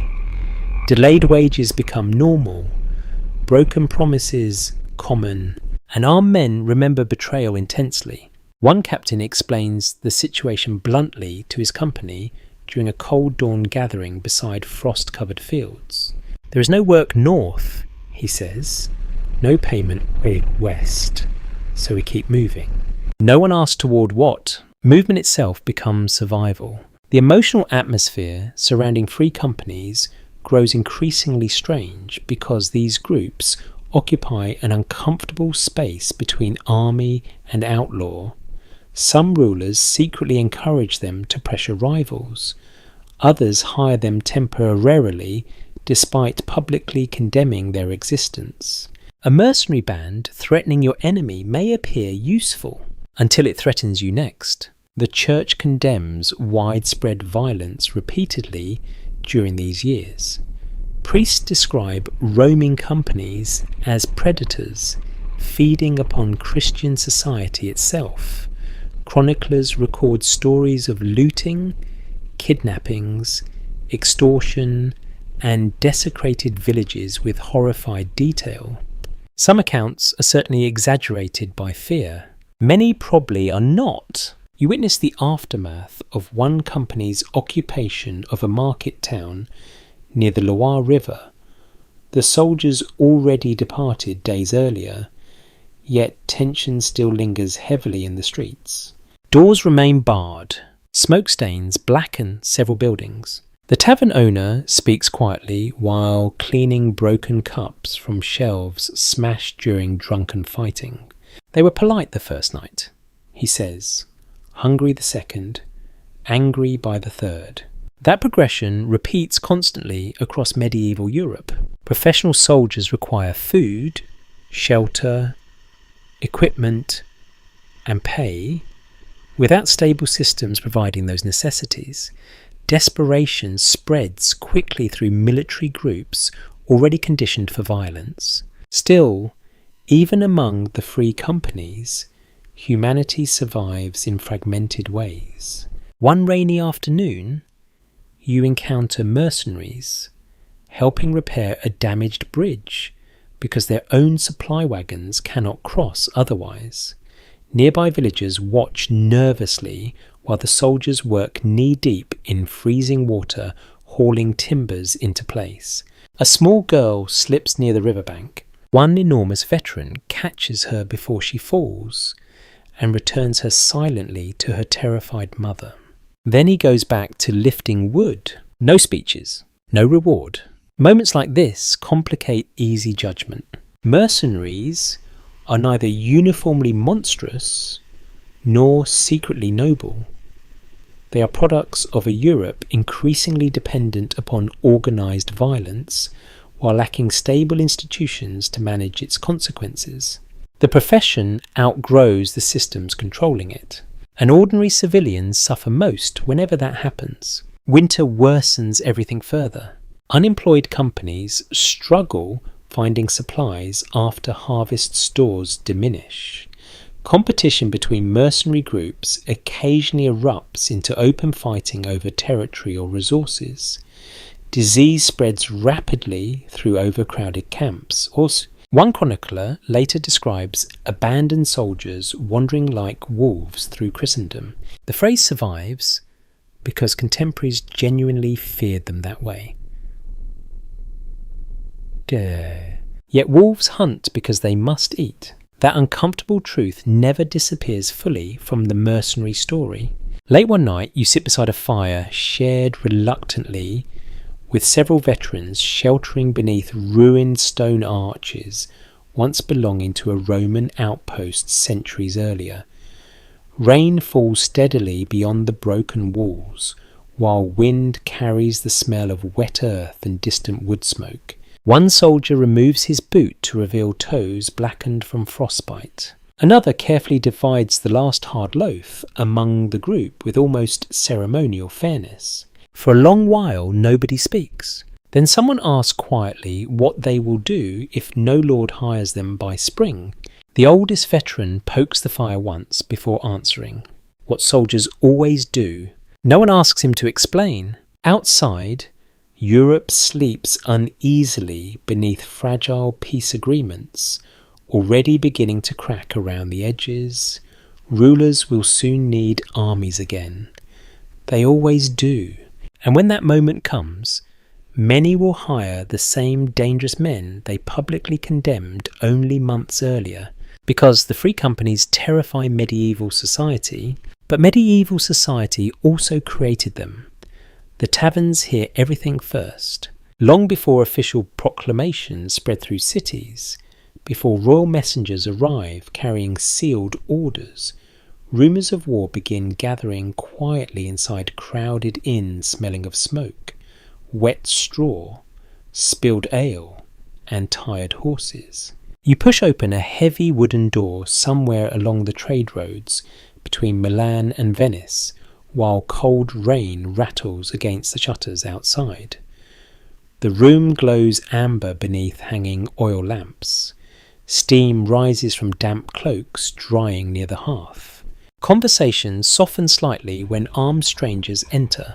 Not from silence exactly, from caution. Mercenary recruitment often begins in places like this. Not grand palaces, not battlefield ceremonies. Simple roadside taverns where desperate nobles, wandering veterans, gamblers, fugitives, and ambitious young men drift together through unstable years. A captain sits near the back wall tonight, surrounded by several experienced soldiers already loyal to him. His beard shows streaks of grey now. One eye narrows slightly from an old scar crossing his temple. He drinks slowly, watching, waiting. Professional commanders learn patience because recruitment depends heavily upon observation. A reckless fighter may impress briefly, yet destroy discipline later. A quieter veteran who survives consistently often proves far more valuable. The captain studies hands constantly. Hands reveal experience. Sword calluses, bow injuries, missing fingertips from old accidents repairing equipment or handling horses in winter. War leaves signatures across the body. Nearby, a young labourer from the countryside tries pretending confidence while negotiating potential wages with another soldier acting unofficially as recruiter. The boy speaks too quickly. He claims familiarity with horses he probably does not possess. He insists he fears nothing. The older mercenary listens politely before asking a simple question. Have you ever heard men screaming after dark? The boy hesitates. That hesitation tells the truth. Outside the tavern, rainwater runs through muddy streets reflecting lantern light in trembling gold patterns. Somewhere nearby, church bells sound the late hour while travellers continue arriving through the storm. Many carry private reasons for considering military life. Debt, hunger, family disputes, curiosity, shame. A surprising number simply reach dead ends elsewhere. Mercenary companies absorb people. Medieval society struggles to hold comfortably. You begin noticing how recruitment spreads through networks of reputation more than formal systems. Veterans recommend trusted companions. Captains seek men proven during previous campaigns. Entire regional identities develop around military specialties. Swiss pikemen, English archers, Genoese crossbowmen, German cavalry. The profession grows increasingly organised. So do the contracts binding soldiers to employers. You spend several days observing negotiations inside the fortified residence of a northern Italian lord, preparing for conflict against neighbouring rivals. Clerks move constantly between rooms, carrying parchment contracts sealed with wax still warm from stamping. The atmosphere resembles commercial trade more than romantic warfare. Payment schedules are debated intensely. How many mounted soldiers? How many infantry? What penalties apply if service ends early? What compensation exists for captured equipment or wounded horses? One mercenary captain refuses signing until provisions for winter quarters receive clarification. Another demands partial payment in advance because previous employers disappeared before settling debts fully. Nobody seems offended by the mistrust. It has become expected. Professional warfare depends upon negotiated suspicion. Yet for ordinary recruits, the experience often feels far more emotional. You accompany a newly formed company, departing a market town at dawn after final contracts are secured. Mist hangs low across the fields, while families gather silently near the road watching sons. Brothers, husbands, and debtors disappear gradually into grey morning lights. One woman presses a small wooden cross into her husband's palm before he mounts his horse. Neither speaks much. Long goodbyes rarely suit military departures. Nearby, a father embraces his teenage son awkwardly, then immediately begins criticising the boy's cloak fastening because practical instruction feels easier than fear. The company starts moving, hooves splash through puddles, wheels creak, and slowly the town disappears behind them. Mercenary life requires constant leaving. Leaving homes, leaving battlefields, leaving graves behind without proper mourning because campaigns continue regardless of personal grief. Recruitment therefore carries emotional weight rarely acknowledged openly by the men involved. Many soldiers perform toughness carefully during departures, precisely because uncertainty hangs so heavily over every journey. One veteran, riding near the rear of the column, quietly recites the names of his children beneath his breath, as though trying not to forget their voices. Nobody notices except you. The road itself becomes central to mercenary identity. Companies travel endlessly between employers, regions, and wars. Soldiers learn which monasteries offer reliable shelter, which river crossings flood dangerously after rain, which towns welcome armed travellers, and which close gates immediately, military geography grows intimate. A mercenary may know foreign roads better than his own birthplace after enough years campaigning. You stop one evening beside a crossroads camp where several different companies have gathered temporarily before continuing separate journeys. Fires burn across open ground while cooks prepare stew thick with onions and whatever meat proved affordable that week. The atmosphere feels strangely social despite underlying tension. Recruiters move between fires, casually discussing opportunities. Rumours spread about wars beginning in Hungary, disputed successions in Italy, rising wages near the Rhine. Information itself becomes currency. A skilled veteran listens more than he speaks. One scarred cavalryman warns younger recruits against serving a particular noble known for delayed payments and reckless siege tactics. Good speeches, the man says while chewing stale bread. Bad funerals. The phrase travels quickly through the camp. Mercenary culture develops its own forms of wisdom over time.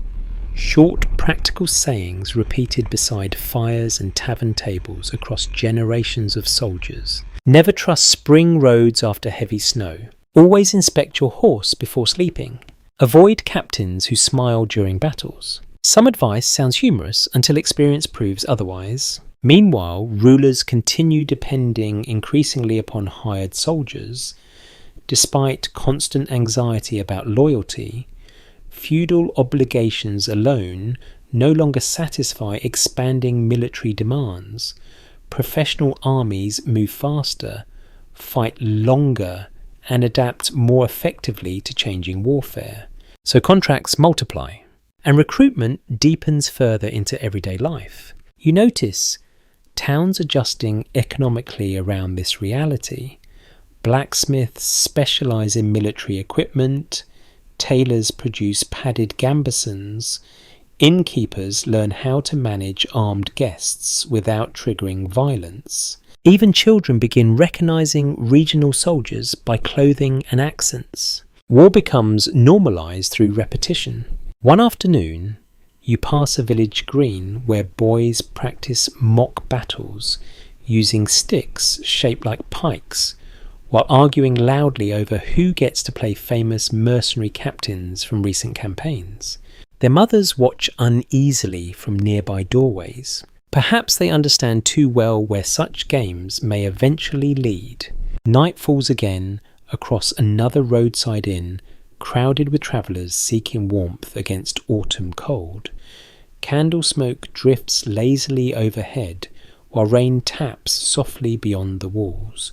At one table, a wealthy agent negotiates privately with a mercenary officer over wine imported from southern vineyards. At another, exhausted recruits gamble away portions of advance wages already. Near the hearth, an older soldier carefully sharpens a blade while listening silently to younger men boasting about future glory. He says nothing. Experience has taught him how war usually ends for boastful men. Still, when morning comes, more recruits will arrive, more contracts will be signed, more companies will march toward conflicts already forming beyond distant hills. Because medieval Europe now runs partly upon hired violence, and every war begins somewhere ordinary. A tavern table, a purse of coins, a promise spoken quietly over candlelight while rain falls outside. The first cannon does not sound like the future. It sounds ugly, crude, unnatural. You hear it before dawn outside the walls of a fortified town in northern Italy, where mercenary engineers huddle around a squat iron bombard, resting heavily on wooden supports, damp from overnight fog. The machine resembles something half-finished by civilization itself. Barrels bound with iron hoops, charred powder stains, thick ropes prepared to steady recoil. Nearby, soldiers wait with expressions shifting between curiosity and unease. Nobody fully trusts these new weapons yet. Perhaps wisely, Gunpowder enters European warfare slowly at first, arriving through complicated pathways connecting trade, conquest, experimentation, and cultural exchange across continents. Early firearms remain unreliable, expensive, and dangerous even to the men using them, but rulers notice their potential immediately.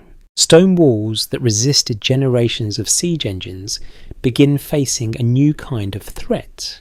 And mercenaries, as always, adapt quickly wherever money follows innovation. The bombard fires suddenly, the explosion rolls across the valley with shocking violence, scattering birds from nearby trees, while smoke bursts outward, thick and sulphurous beneath the pale morning sky. Several horses panic instantly. One recruit flinches so hard he nearly drops his spear. The cannonball strikes the distant wall with a dull, cracking impact that leaves behind a scar of shattered stone and drifting dust. Silence follows briefly. Then everyone begins speaking at once. You smell burned powder lingering heavily in the cold air, sharp and metallic against the softer scents of wet earth and horse sweatzel. The smoke hangs strangely low around the artillery crews, darkening their faces with soot. The future of warfare often arrives messily. Mercenary companies recognise opportunity faster than tradition-minded nobles. Professional soldiers survive by remaining useful. Those who ignore military change risk unemployment or death. So captains begin recruiting specialists. Gunners, powder makers, engineers capable of constructing siege weapons and calculating trajectories with uncomfortable mathematics unfamiliar to many aristocratic commanders. War becomes increasingly technical. You travel with an artillery train moving slowly through Lombardy during spring rains. Progress feels painfully sluggish. Heavy cannons sink into muddy roads. Teams of exhausted horses strain constantly against enormous weight. Everything about gunpowder warfare costs money. Metal, powder ingredients, transport, specialised labour, maintenance. A single artillery piece may require dozens of men simply to move safely across difficult terrain. One wheel collapses, crossing a flooded stream, trapping the cannon axle knee-deep in mud. While rain continues falling relentlessly, soldiers curse, shove, haul ropes, and dig for hours beneath freezing water. By sunset, everyone smells of wet leather, sweat, and black powder residue.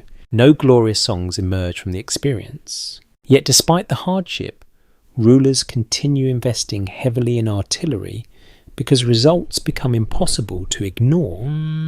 Fortresses once considered nearly invulnerable begin falling faster under sustained bombardment. Old military assumptions weaken. Mercenary warfare changes alongside them. Traditional knightly prestige declines further as engineering expertise grows more valuable. A skilled gunner may influence a siege more decisively than a noble cavalryman charging bravely across open ground. This shift unsettles medieval society deeply. Aristocratic warfare always carried ritual elements alongside violence, heraldry, lineage, mounted combat, visible courage. Gunpowder disrupts that emotional structure. Cannons do not care about noble ancestry. A stone wall collapses identically regardless of who built it. You notice older soldiers reacting to firearms with mixed fascination and resentment. Some admire the destructive power. Others distrust weapons seeming to remove personal skill from combat. One veteran mutters beside a siege campfire that cannons kill men without looking them in the eyes. Perhaps that troubles him more than he admits. Still, practical reality wins eventually.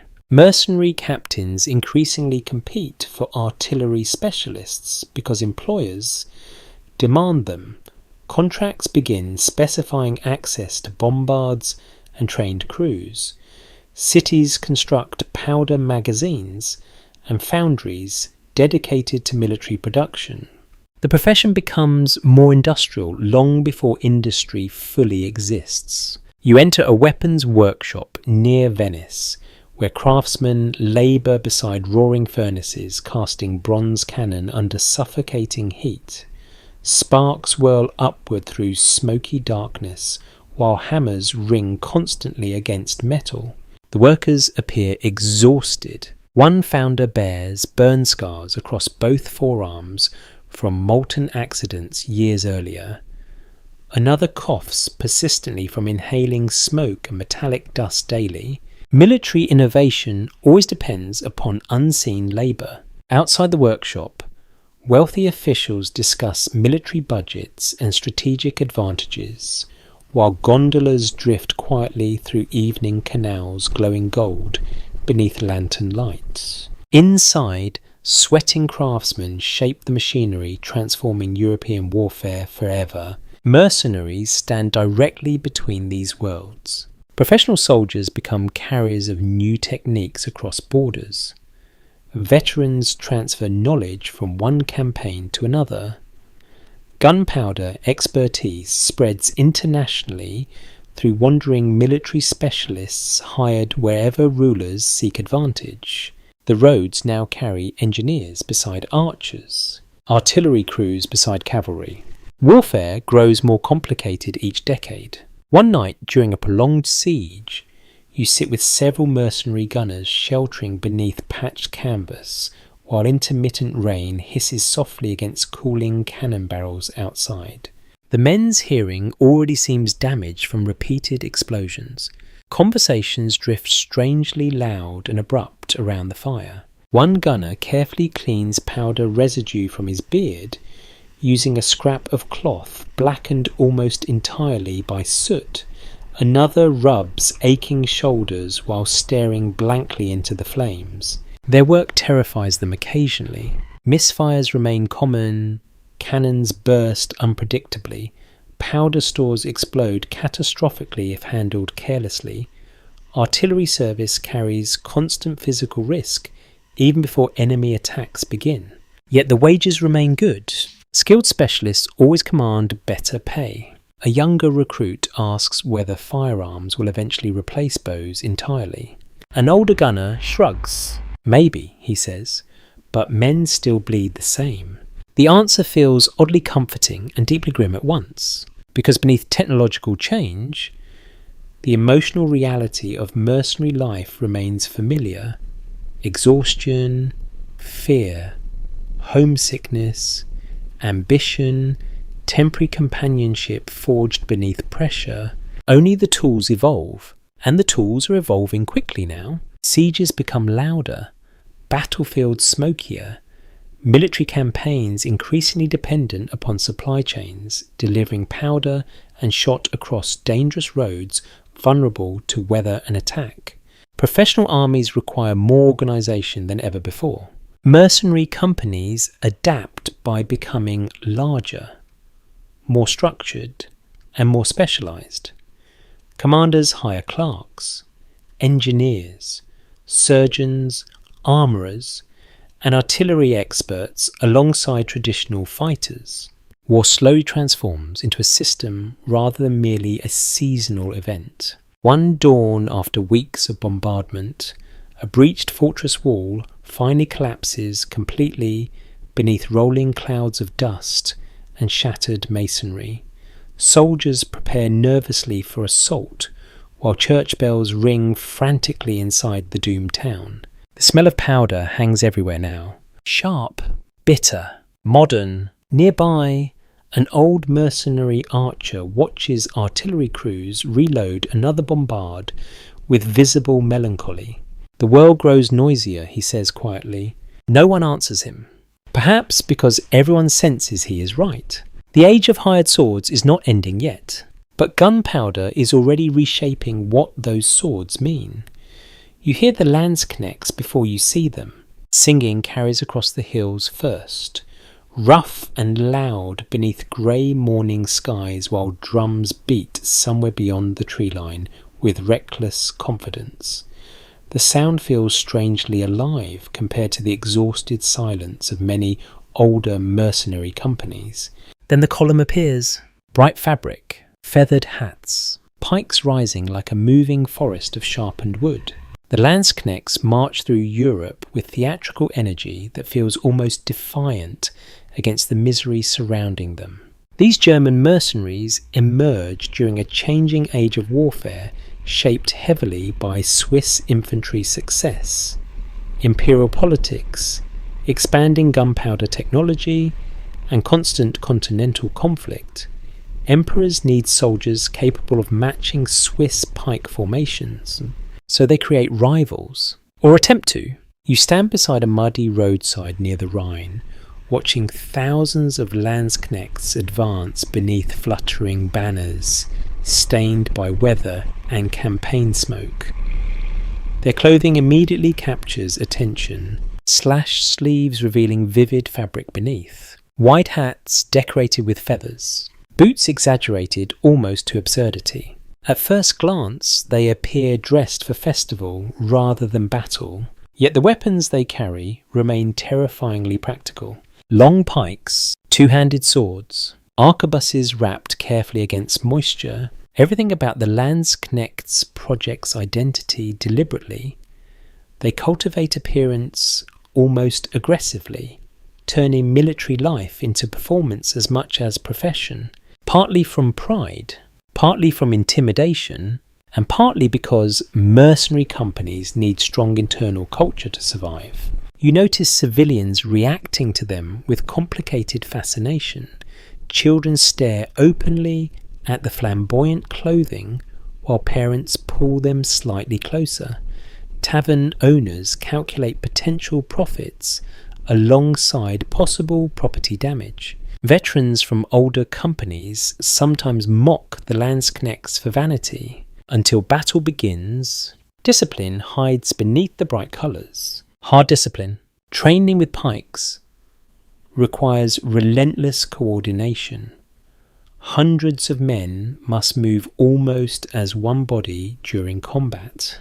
Panic inside a formation can destroy entire companies within moments. So the Landsknechts drill constantly. You watch one practice session outside Strasbourg, beneath cold autumn sunlight, filtering weakly through drifting clouds. Officers shout commands, while massive pike blocks wheel and advance across muddy ground with surprising precision. Boots strike earth together, pike shafts lower together. The formation breathes like something alive. One recruit stumbles during a manoeuvre and receives immediate correction from an older sergeant whose face bears scars crossing both cheeks like faded rope burns. The rebuke sounds harsh, yet afterward, the sergeant quietly helps the younger man adjust his grip properly. Mercenary professionalism often combines cruelty and mentorship strangely close together. The Landsknechts develop fierce reputations quickly across Europe. Rulers hire them enthusiastically despite enormous costs because they fight aggressively and maintain battlefield cohesion under terrible conditions. At least most of the time, like all mercenaries, they remain vulnerable to the oldest military problem of all: unpaid wages. You travel beside one regiment, moving south toward Italy, where another campaign waits beyond the mountains. The march stretches endlessly through rain-soaked valleys crowded with wagons, camp followers, livestock, musicians, prostitutes, priests, merchants, armourers, and soldiers speaking dozens of dialects. Mercenary armies resemble travelling cities now. Noisy, filthy, complex. The smell follows them for miles. Wood smoke, wet cloth, horse manure, sweat, frying onions, leather oil, sickness, mud. War has always possessed its own atmosphere. The Landsknechts simply carry it loudly. One evening, the regiment camps beside a river while Cooks prepare thick stew inside iron pots blackened from years over open fires. Musicians appear almost immediately after supper, producing drums and pipes despite widespread exhaustion. Soon soldiers begin singing together round the fires. The songs sound rowdy, sometimes obscene, often melancholy beneath the humour. Many describe gambling, distant lovers, bad captains, and sudden death with equal familiarity. One chorus mocks wealthy nobles who hide safely behind walls, while mercenaries bleed for their ambitions. The soldiers roar with laughter at that verse. A veteran sitting nearby notices your attention and shrugs. If kings fought personally, he says, wars would end faster. Perhaps, though human history suggests otherwise, you begin understanding how the landsknechts survive emotionally through identity and ritual. Their flamboyant appearance becomes armour against anonymity. Shared songs and customs create belonging among men constantly facing uncertainty. Mercenary life strips stability away repeatedly. So soldiers invent replacements. Certain regiments adopt mascots. Others carry banners covered in religious symbols believed protective during battle. Gambling traditions develop. Drinking rituals, nicknames earned through absurd incidents surviving campaigns. One towering mercenary, known only as Bear, teaches recruits how to sleep beneath wagons during heavy rain without soaking blankets completely. This knowledge impresses them more than swordsmanship. Experience changes priorities. Yet violence remains central always. You witness the landsknechts preparing for battle near the edge of a vineyard shattered already by artillery fire. Dawn fog drifts low across churned earth, while officers move through the ranks, checking equipment carefully. The atmosphere feels strangely calm. Men tighten belts, cross themselves, urinate nervously behind supply carts. One soldier removes a tiny portrait from inside his doublet and studies it briefly before returning it carefully against his chest. Nearby, another vomits quietly from fear, then rejoins formation without comment. Professional soldiers do not eliminate fear. They simply learn functioning beside it. When battle begins, the landsknechts advance through smoke and noise with horrifying momentum. Pike formations collide amid screams, splintering wood, and gunfire echoing across the valley. Combat between massed infantry feels less noble than crushing. Bodies packed tightly together, limited room to breathe. Men push forward whether ready or not. The bright clothing disappears quickly beneath mud and blood. Afterward, the survivors wander through drifting smoke, looking stunned rather than triumphant. Victory rarely resembles celebration immediately after close combat. A drummer boy sits alone beside a broken wheel, staring at hands still trembling uncontrollably. He cannot be older than 14. Nearby, surgeons work frantically using wine, knives, saws, and prayer, while wounded men bite leather straps to avoid screaming too loudly. Mercenary glory always carries this hidden side. The stink of opened flesh, the exhausted silence afterward, the realization that tomorrow may require marching again despite everything, and still the landsknechts endure. Some even thrive. Successful regiments accumulate enormous reputations and influence. Captains negotiate directly with emperors and princes. Veteran soldiers command high wages. Military professionalism deepens further through these evolving companies. Europe increasingly depends upon men willing to make war their permanent occupation. The landsknechts embody that transformation vividly. Half soldiers, half wandering subculture, entirely products of an age growing louder, wealthier, and more violent. Late one night after a battle, you walk through the resting camp where fires burn low beneath gentle rain. Many soldiers already sleep wrapped in damp cloaks despite the noise around them. Others sit quietly cleaning weapons beneath lantern light. A lone musician plays soft notes on a battered pipe near the edge of camp, where darkness swallows the sound almost immediately. For a brief moment, the flamboyance fades. The soldiers simply look tired, young, human. Tomorrow they will dress brightly again and march beneath banners through another uncertain landscape. But tonight the rain falls softly across the camp, washing mud slowly from abandoned pikes lying beside exhausted men who made war their profession long ago. Armies pretend to move on discipline alone. In truth, they move on cooking fires, repaired clothing, sharpened knives, washed bandages, buried waste, soothed horses, and countless exhausted people history rarely bothers naming.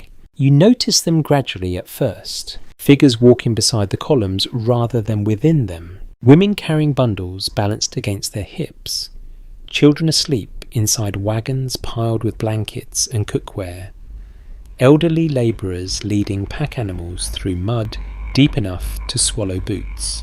The mercenary world is never only soldiers. It becomes an entire wandering society. You travel behind a Landsknecht regiment crossing southern Germany during late spring when roads soften beneath steady rain and fields glow green beside swollen rivers. The military column stretches endlessly ahead. Pikemen, arquebusiers, supply wagons, then more wagons, camp followers, merchants, blacksmiths, washwomen, prostitutes, priests, cooks, families. The distinction between army and community blurs completely after enough years campaigning. Many women follow armies because survival elsewhere proves even harsher. Widows displaced by war, wives refusing separation from husbands, marching constantly between conflicts, women seeking income through laundry, sewing, cooking, nursing, or sex work inside military camps where demand remains endless. Some choose this life. Others inherit it from disaster. Few possess safer alternatives. You stop one evening beside a sprawling encampment near the Danube, where smoke rises from hundreds of fires beneath soft twilight. The air smells of stew, horse sweat, damp canvas, and river water cooling rapidly after sunset. Children run between wagons chasing one another through mud, while soldiers gamble nearby over cards already warped from moisture. A woman kneels beside the riverbank, scrubbing blood-stained shirts against flat stones with mechanical exhaustion. No one looks surprised anymore. Campaign life normalizes strange things quickly. One older camp follower named Marta manages a cooking fire serving nearly 20 soldiers attached loosely to the same mercenary company. Her husband died during a siege years earlier, yet she continued travelling afterward because the army remains the only world she still understands. She keeps accounts carefully. Who owes for bread? Who borrowed needles? Which recruits still need blankets before mountain crossings begin? Without people like Marta, armies collapse faster than generals prefer admitting. Mercenary camps rely heavily upon invisible labour.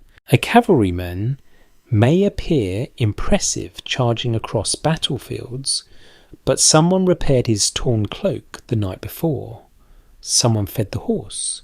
Someone boiled water after dysentery spread through camp. Military history often celebrates destruction while overlooking maintenance. Yet maintenance sustains everything. You begin noticing how emotionally complicated these travelling communities become. Relationships form quickly beneath unstable conditions. Marriages occur beside wagons. Children are born during campaigns. Lovers disappear after battles without explanation. Attachment grows dangerous in transient worlds. Still, people continue risking it.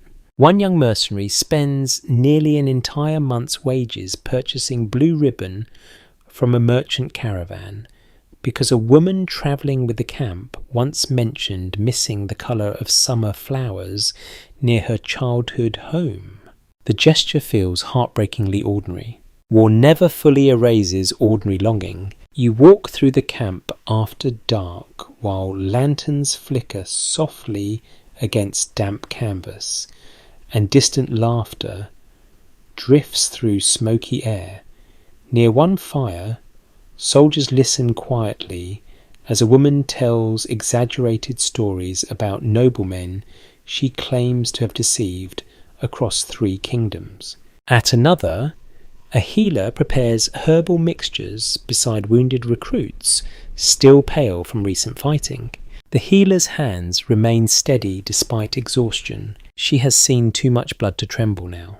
Women attached to mercenary companies often perform medical labour long before formal military medicine develops properly. They clean wounds, prepare poultices, comfort dying men, and manage illnesses spreading rapidly through overcrowded camps. Their knowledge usually passes through experience rather than books, and experience in military camps becomes brutally thorough. One rainy afternoon, you shelter inside a wagon converted partially into makeshift infirmary after skirmishing along a forest road leaves several soldiers injured. The smell inside feels overwhelming. Blood, vinegar, wet wool, fever. A young boy assists the healer silently, carrying water and holding lanterns while wounded men groan softly beneath rough blankets. Outside, officers discuss troop movements. Inside, survival happens one bandage at a time. The boy cannot be older than 12. Already he understands how to clean arrow wounds. War trains children too.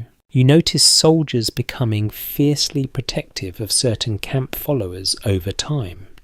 Familiar cooks, laundresses, and healers become emotionally woven into company identity. An insult against them may provoke violence faster than military orders. Shared hardship creates loyalty in strange directions. One veteran nearly draws a knife after a drunken recruit mocks an elderly washerwoman who travelled with the company for years. She buried more friends than you've met. The veteran growls. The recruit apologises immediately. Respect inside mercenary communities often depends less upon status than endurance. Still, camp life remains dangerous for women and children constantly exposed to military instability, violence, disease, exploitation, and sudden displacement shadow every campaign. A lost battle may scatter entire travelling communities overnight. Security rarely lasts. One morning before dawn, you witness hurried evacuation after scouts report enemy cavalry approaching unexpectedly. The camp erupts into organised panic. Wagons loaded rapidly. Cooking fires extinguished. Children shaken awake, still half asleep beneath blankets. A woman searches frantically for missing boots, while cannon crews already begin moving artillery through mud. The transition from domestic routine to military emergency happens within minutes.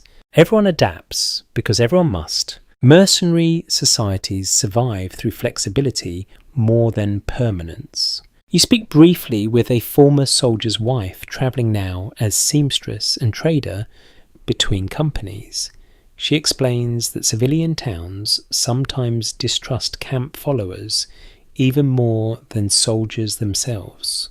They think we carry war with us, she says quietly, while mending torn sleeves beside firelights. Perhaps they do, yet they also carry continuity, songs, recipes, stories, practical knowledge about surviving roads and winters and grief. The emotional life of armies depends heavily upon these unofficial communities. Soldiers returning from brutal marches often seek familiar voices before food or sleep. Camp followers preserve fragments of ordinary humanity inside profoundly abnormal circumstances.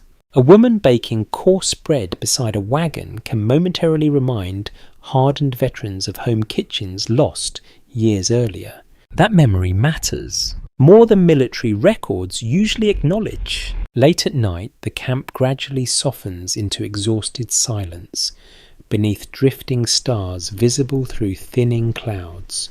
Horses settle, fires burn lower. Somewhere nearby, a baby begins crying softly before its mother quiets it with tired humming. The sound floats gently through darkness, crowded with armed men sleeping beside pikes and muskets. For a moment the entire mercenary world feels strangely fragile. Not merely violent, human, because behind every marching army walks another invisible army, carrying water, stitching wounds, raising children, boiling soup, and surviving history quietly enough to disappear from most chronicles entirely. Yet without them, the profession of war could never endure. Kings begin sleeping uneasily, not because enemies gather outside their walls, though enemies always do eventually, but because the men hired to defend those walls are becoming powerful enough to threaten them instead. You feel the tension immediately inside royal courts now. Mercenaries remain necessary. Mercenaries remain dangerous. Both truths harden together across Europe as professional warfare expands beyond anyone's original control. You arrive in Milan during a season of brittle political calm, when diplomats smile carefully at banquets while spies move quietly through crowded streets below.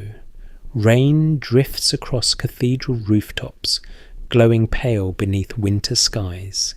Inside the ducal palace, guards stand motionless beside enormous doors carved with symbols of authority older than most living men.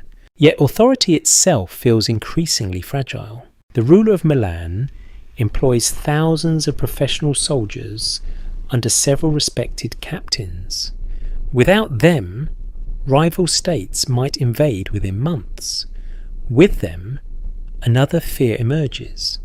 What if the captains decide they deserve more? History already provides examples. Successful condottieri accumulate wealth, loyal troops, political influence, and military expertise, far surpassing many hereditary nobles. Some command armies more disciplined than those of the rulers paying them, and soldiers often trust familiar commanders more deeply than distant princes issuing orders from marble halls. One court advisor speaks quietly during supper while musicians perform nearby beneath flickering torchlight. A hired sword, he says, always remembers it can change hands. Nobody at the table disagrees. The anxiety spreads beyond Italy eventually, across Europe. Rulers begin recognizing the long-term risks created by relying heavily upon independent military professionals whose loyalty depends partly upon payment and opportunity. Mercenary companies serve because contracts bind them. Contracts can end or be broken. You travel with a diplomatic envoy sent to negotiate renewed service agreements with a famous captain whose company controls several strategically important roads through contested territory. The captain receives the delegation inside a fortified estate surrounded by veteran guards wearing mismatched armour collected through years of campaigning.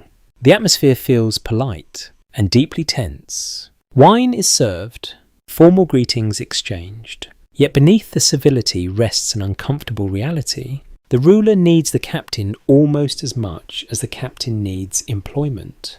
That balance changes everything. You notice the mercenary commander behaving less like servant and more like partner. He discusses military strategy confidently. He questions payment guarantees directly. He requests additional privileges for his officers and supply trains. 20 years earlier, such behaviour might have seemed unthinkable. Now it feels normal. Professional warfare redistributes power gradually away from purely hereditary systems toward those controlling organised violence effectively. Even kings must negotiate. One evening, after the formal discussions end, you walk through the captain's encampment spread across damp hills overlooking vineyards stripped bare by winter.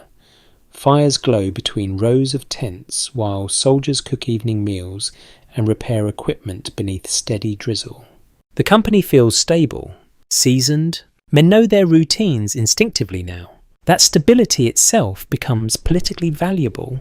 A ruler facing rebellion or invasion may trust experienced mercenaries more readily than unreliable feudal levies assembled temporarily from scattered lands. Professionals arrive faster, obey more consistently, fight longer, at least when paid, always that condition. Payment remains the fragile thread holding entire military systems together. You witness how quickly loyalty strains after rumours spread through camp that royal treasuries face shortages following failed harvests and expensive artillery purchases. Conversations sharpen immediately. Dice, games turn sour. Veterans begin discussing alternative employers quietly beside fires. A sergeant mutters while cleaning mud from his boots that promises do not feed horses. No one laughs. Kings increasingly attempt solving this problem through tighter control over military contracts. Some rulers require hostages from mercenary captains. Others divide companies carefully to prevent any single commander becoming too influential. Many strategies fail because experienced soldiers understand leverage. One veteran captain from central Italy eventually rises so high through military success that the ruler employing him begins secretly plotting ways to reduce his influence. Court officials spread rumours questioning the captain's loyalty. Rival commanders receive sudden promotions. The mercenary notices immediately. Professional soldiers survive partly through suspicion. Soon, negotiations deteriorate completely. Troop movements become cautious. Messengers travel at night, carrying contradictory orders between frightened officials and nervous military leaders. The situation nearly erupts into civil war before temporary compromise emerges. Such tensions become increasingly common across Europe. Mercenary success creates political instability precisely because professional armies function too effectively. You spend several weeks near the French court, where royal advisors debate military reform, beside roaring fireplaces, while snow falls beyond narrow windows. Some argue permanent standing armies, loyal directly to the crown, must replace dependence upon hired companies eventually. Others insist mercenaries remain economically practical. Why maintain enormous armies during peacetime? The discussion continues late into the night. Nobody possesses easy answers yet. Because standing armies require bureaucracy, taxation, infrastructure, and centralised authority many medieval states still lack fully, mercenaries fill gaps imperfectly but efficiently enough. So rulers continue hiring men they simultaneously distrust. Human institutions often work this way. One cold dawn, you accompany a royal inspector reviewing mercenary garrisons stationed near contested borders. Frost whitens the fields, while sleepy soldiers emerge from barracks, smelling faintly of smoke and stale ale. The inspector asks endless questions about supplies, discipline, and chain of command.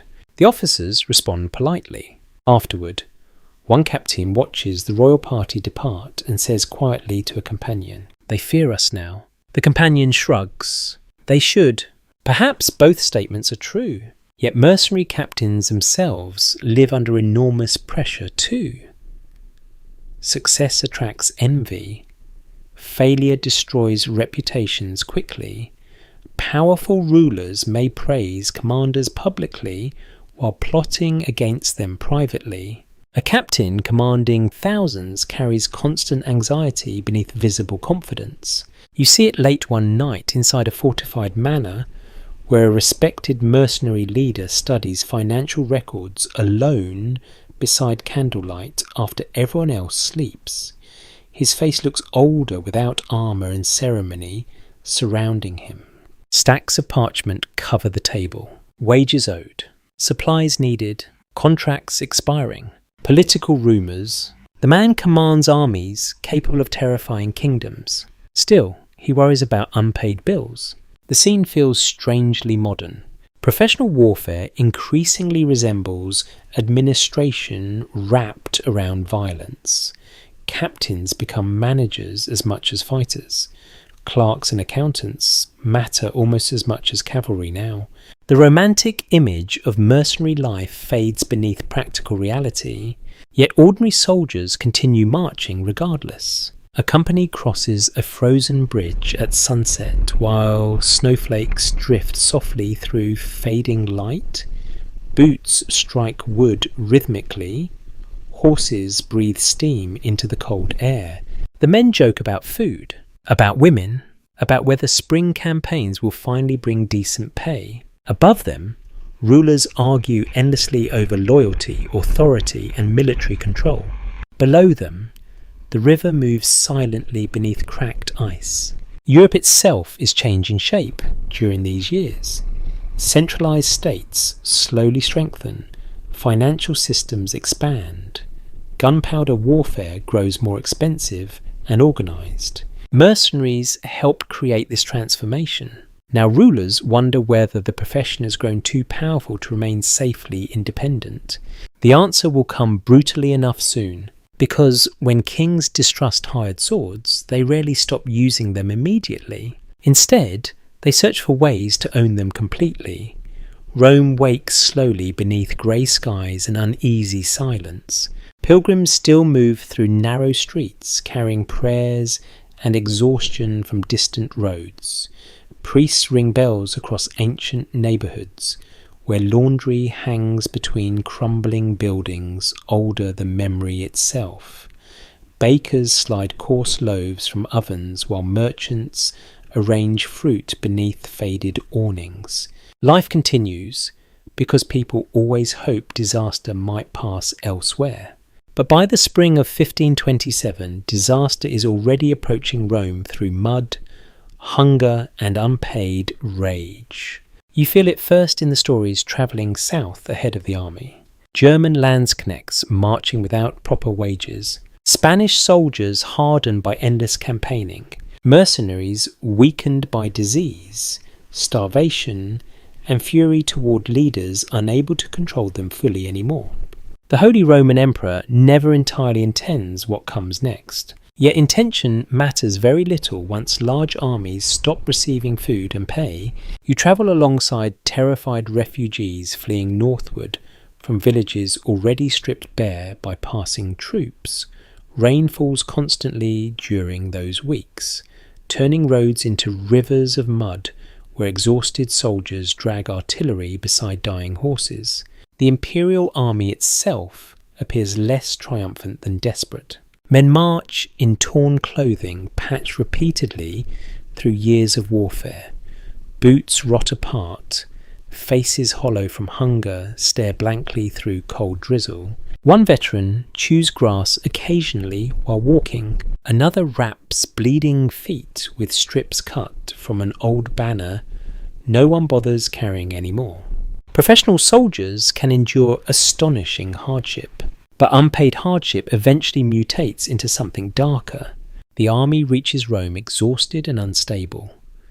Inside the city, panic spreads unevenly. Some citizens flee immediately towards safer countryside.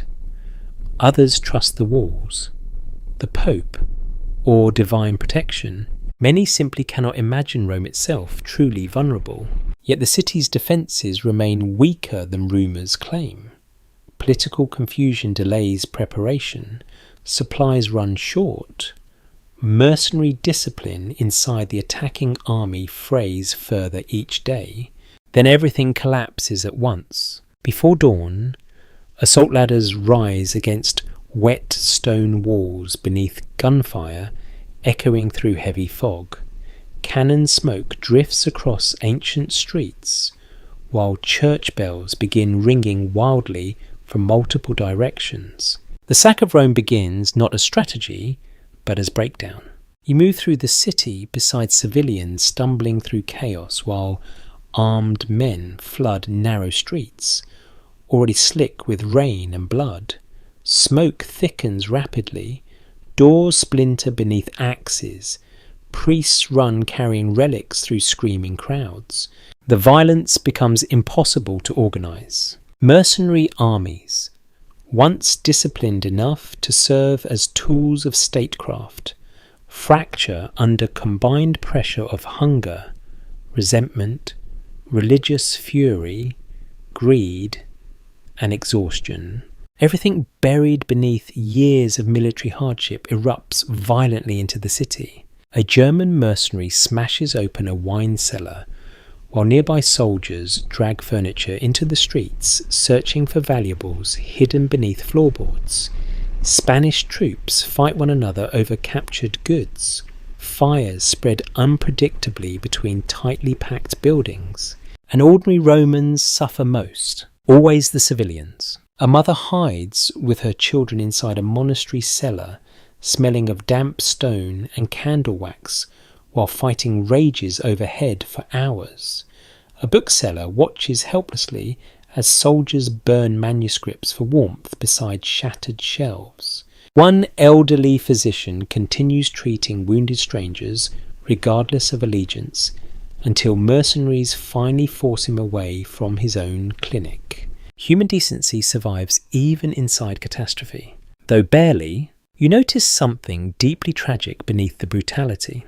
Many of the mercenaries destroying Rome no longer seem fully connected to purpose.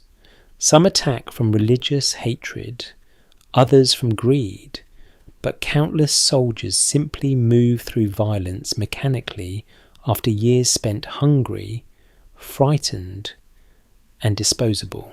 War has hollowed them out. One landsknecht sits alone inside a looted chapel eating stolen bread with trembling hands, while frescoes blacken above him from nearby fires. He looks exhausted rather than triumphant. Outside, the city screams. The sack of Rome shocks Europe profoundly because Rome symbolises more than politics. It represents spiritual authority, cultural memory, and continuity reaching back through centuries, and now mercenary armies have consumed it. The event exposes the terrifying reality beneath professional warfare. Rulers believe they control hired soldiers through contracts and command structures, until they no longer can. Once discipline collapses inside large mercenary forces, violence spreads with horrifying speed. You walk through ruined streets days later beneath smoke drifting lazily across shattered rooftops. Corpses remain unburied in certain districts. Stray dogs move nervously through abandoned markets. The smell overwhelms everything. Burned wood, rotting food, human death. Even surviving soldiers appear stunned by what occurred. Some wander drunkenly through churches stripped of gold and sacred objects. Others search desperately for food because looted wealth means little when starvation still threatens. One wounded mercenary asks a priest for confession while clutching stolen silver cups beneath his cloak. The contradiction feels painfully human. Mercenary captains attempt restoring order eventually, but control returns unevenly and far too late. The city suffers for months afterward through violence, disease, and economic collapse. Historians later debate responsibility endlessly. The emperor, the pope, the commanders, the soldiers themselves. No explanation fully contains the emotional reality of what happened. The sack becomes warning as much as tragedy. Europe's rulers watch carefully. Professional armies remain necessary. Professional armies also possess terrifying momentum once neglected, underpaid, or unleashed carelessly. The old feudal world of temporary noble levies now seems increasingly distant. Mercenary warfare created forces larger, more disciplined, and more effective than medieval rulers once imagined possible. But effectiveness carries consequences. A starving mercenary army behaves differently from a feudal host serving temporary obligations. It becomes a machine searching desperately for survival. And machines do not grieve while functioning. One evening near the ruined outskirts of Rome, you sit beside several surviving civilians gathered around a tiny cooking fire amid shattered stone walls glowing faintly red beneath sunset. Nobody speaks much. An old woman quietly shares dried figs with a child whose parents disappeared during the sack. Nearby, a former mercenary cleans blood from his boots in exhausted silence. No one asks whose side he fought for anymore. The categories feel meaningless now. Night settles slowly over the broken city, while distant bells continue ringing from churches spared by chance or negotiation. Smoke still drifts upward into darkening skies. Somewhere beyond the ruins, rulers already prepare future campaigns requiring more soldiers, more money, more contracts. History rarely pauses long after horror, yet something changes emotionally after Rome. The illusion of controlled mercenary warfare weakens. Kings and princes begin imagining different systems, more centralised armies, tighter discipline, stronger state authority over military force. Because Rome revealed what happens when professional violence escapes command. And Europe will remember the lesson for generations. Even if it keeps repeating it, the sea creates different mercenaries. Land warfare moves slowly through mud, forests, mountains, and ruined roads. Armies drag themselves across continents with aching feet and broken wagons. But at sea, violence arrives faster. A dark sail on the horizon, oars cutting through each morning mist, cannons appearing beside merchant hulls before bells can finish ringing ashore.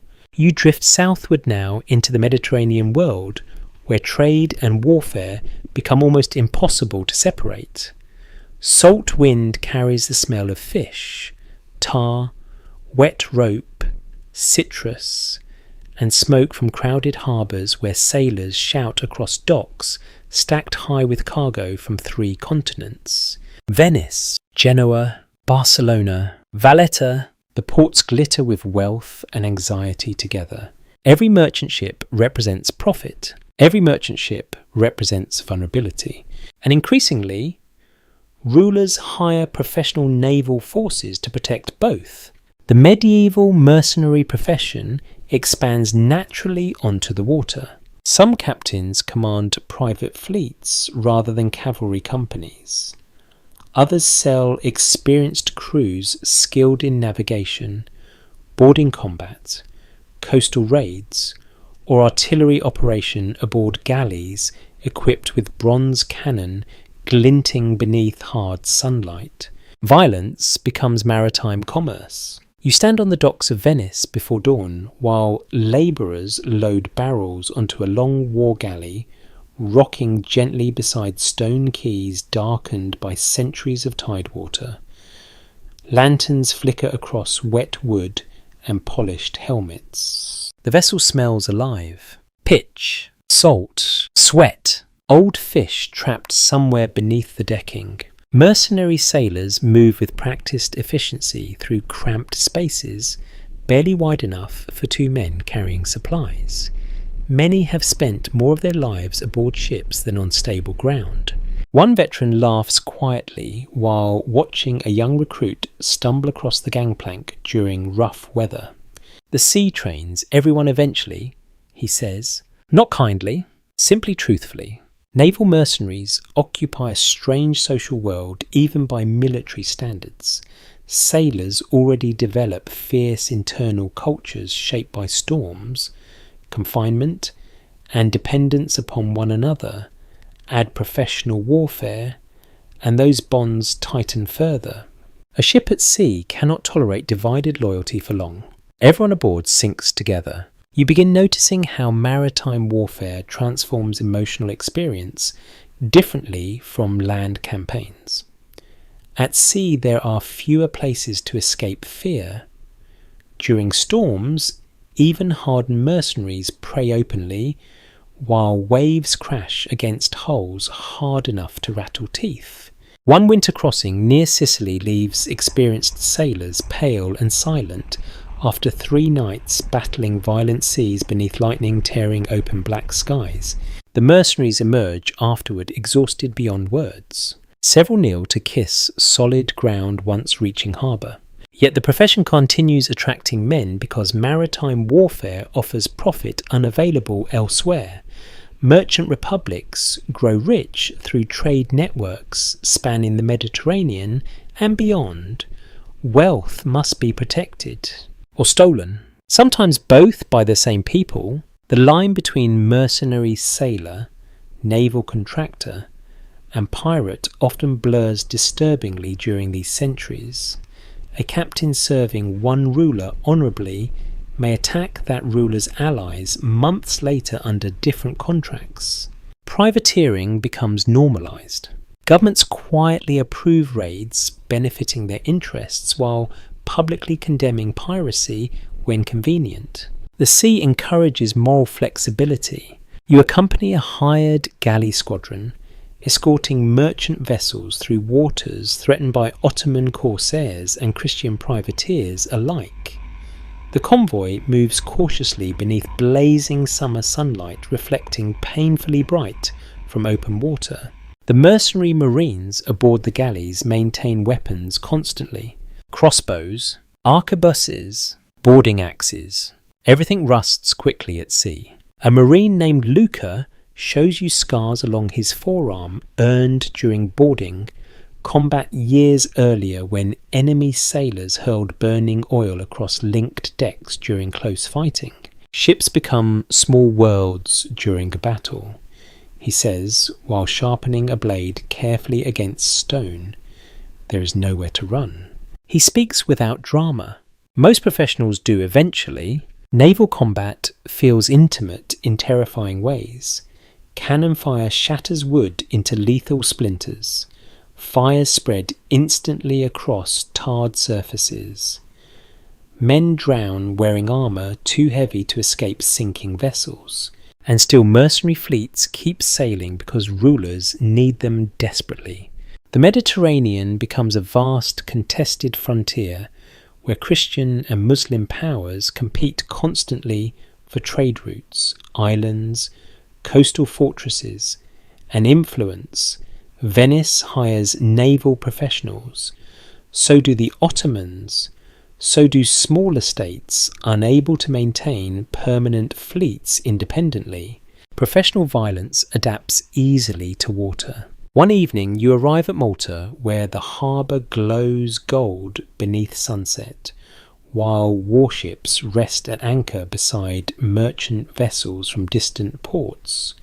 The city hums with layered languages, military orders, church bells, and drunken singing drifting from taverns near the docks. Mercenary sailors spend money quickly ashore, perhaps because life at sea feels uncertain enough to discourage saving.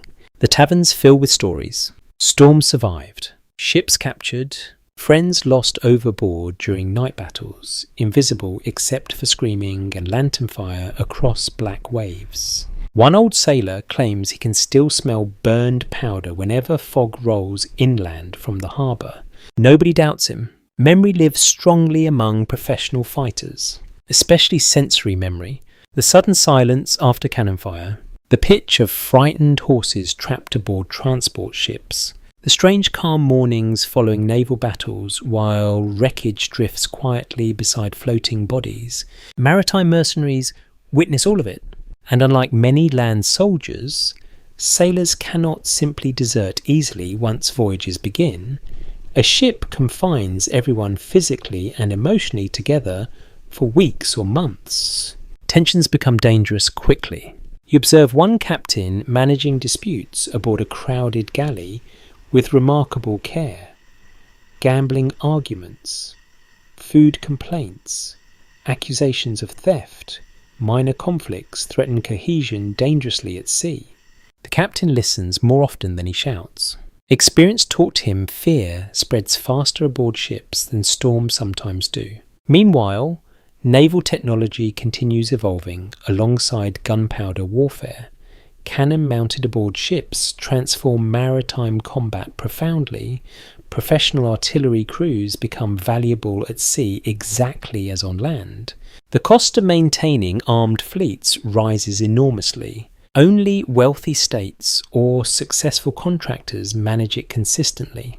Mercenary captains profit accordingly. Some become extraordinarily rich. Others vanish beneath storms or cannon smoke without leaving even graves behind.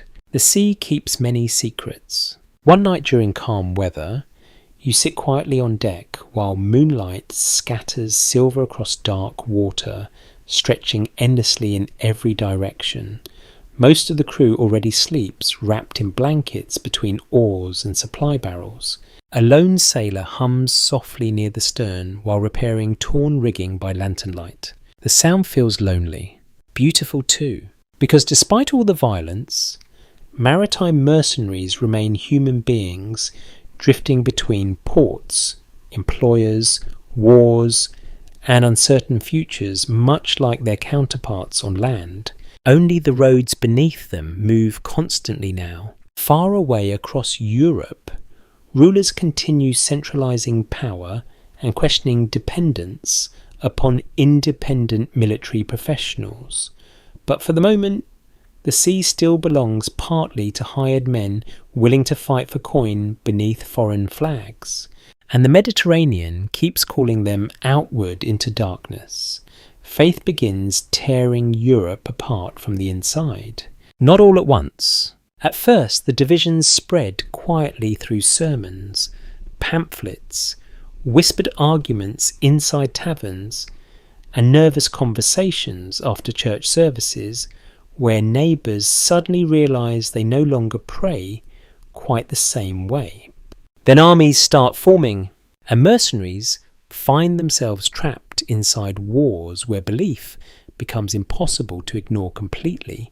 You move north through the German states during the early years of religious upheaval, when church bells still ring above towns already splitting into rival confessions beneath the surface.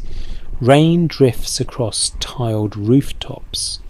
Printers work late into the night producing theological arguments faster than authorities can suppress them. Everywhere, people debate salvation. Meanwhile, soldiers ask more practical questions. Who is paying? How long will the campaign last? Will the roads remain open through winter? The Reformation changes mercenary warfare profoundly because religion intensifies political conflict across Europe while simultaneously complicating military loyalty. Catholic rulers hire Protestant soldiers.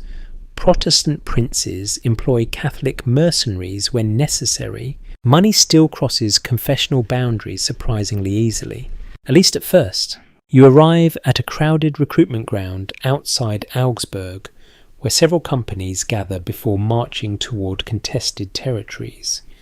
The atmosphere feels tense in ways older campaigns often did not. Men now ask one another about worship, about church attendance, about saints, scripture, communion.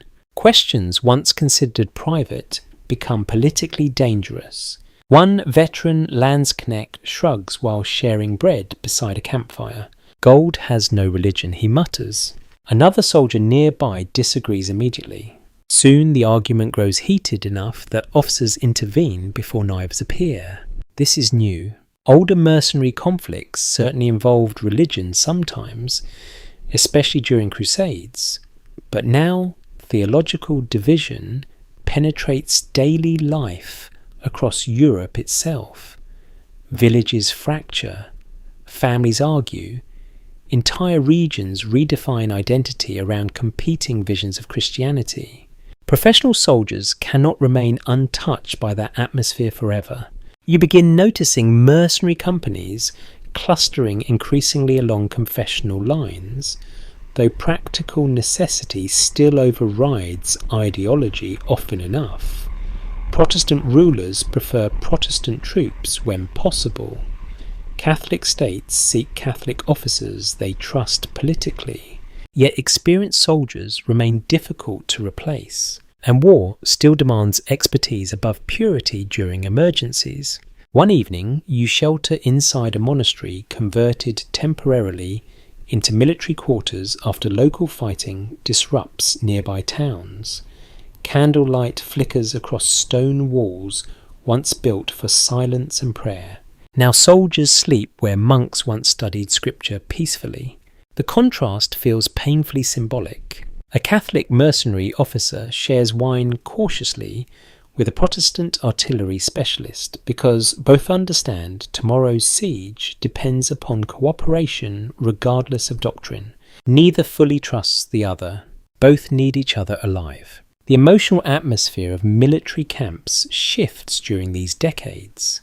Older mercenary humour remains, but suspicion deepens underneath conversations. Religious insults spread rapidly after drinking. Chaplains attached to different companies preach competing visions of divine favour before battles. Some soldiers grow intensely devout. Others become exhausted by the arguments entirely. One Swiss veteran admits quietly he stopped discussing religion after watching men from both confessions die screaming in identical mud. God can sort them, he says tiredly. Perhaps he no longer believes humans can. Still, belief matters deeply to many fighters. Protestant mercenaries sometimes describe themselves defending true reform against corruption. Catholic soldiers frame campaigns as preserving sacred order against heresy. Faith gives suffering meaning. War always hungers for meaning. You march beside a Protestant company moving through cold autumn forest toward another contested bishopric. Fallen leaves rot beneath boots already soaked from rain. The soldiers sing hymns at night around smoky fires while officers read scripture before sleep. The atmosphere feels almost communal until wages arrive late. Then practical frustration quickly overwhelms spiritual unity. Mercenary realities remain stubbornly material no matter how passionately leaders speak about faith. Hungry soldiers still demand food. Cold men still require boots. Disease still spreads through camps without caring which prayers accompany fever. One quartermaster spends hours arguing with local merchants over grain prices, while nearby preachers deliver sermons about eternal salvation. Both activities matter. One perhaps more immediately, you witness how rulers exploit religious loyalty carefully. Protestant princes promise divine purpose alongside payment. Catholic monarchs emphasize holy duty and spiritual reward. Military propaganda grows increasingly sophisticated. Yet ordinary mercenaries often remain emotionally mixed. A soldier may sincerely believe in his confession while also desperately needing wages supporting family members back home. Human motives rarely separate neatly. One rainy afternoon, you speak with a German arquebusier, cleaning mud from his boots beside a ruined chapel damaged during recent fighting. He carries a Protestant prayer book wrapped carefully in cloth to protect it from weather. When asked why he fights, he pauses a long while. For God, he says eventually, then after another silence, and because winter still comes, the answer feels painfully complete. Religious warfare also intensifies brutality in certain regions. Civilians suspected of aiding opposing confessions suffer terribly. Massacres become more ideologically charged. Mercenary discipline weakens faster when enemies are portrayed not merely as political rivals, but spiritual threats. Fear sharpens hatred. Hatred justifies cruelty. You walk through a village recently abandoned after confessional violence swept through the area during competing military occupations. Doors hang open, livestock wander unattended, rain drips through burned roofing beams into streets littered with broken religious images smashed by one side or the other. The silence feels exhausted. A child's wooden toy floats in muddy water near the church steps. History often records theological disputes abstractly, yet wars always land physically somewhere, inside homes, across fields. Through ordinary lives interrupted permanently, mercenary companies become carriers of both military force and religious tension as they travel between regions. Soldiers spread rumours, prejudices, songs, and fears alongside tactical knowledge.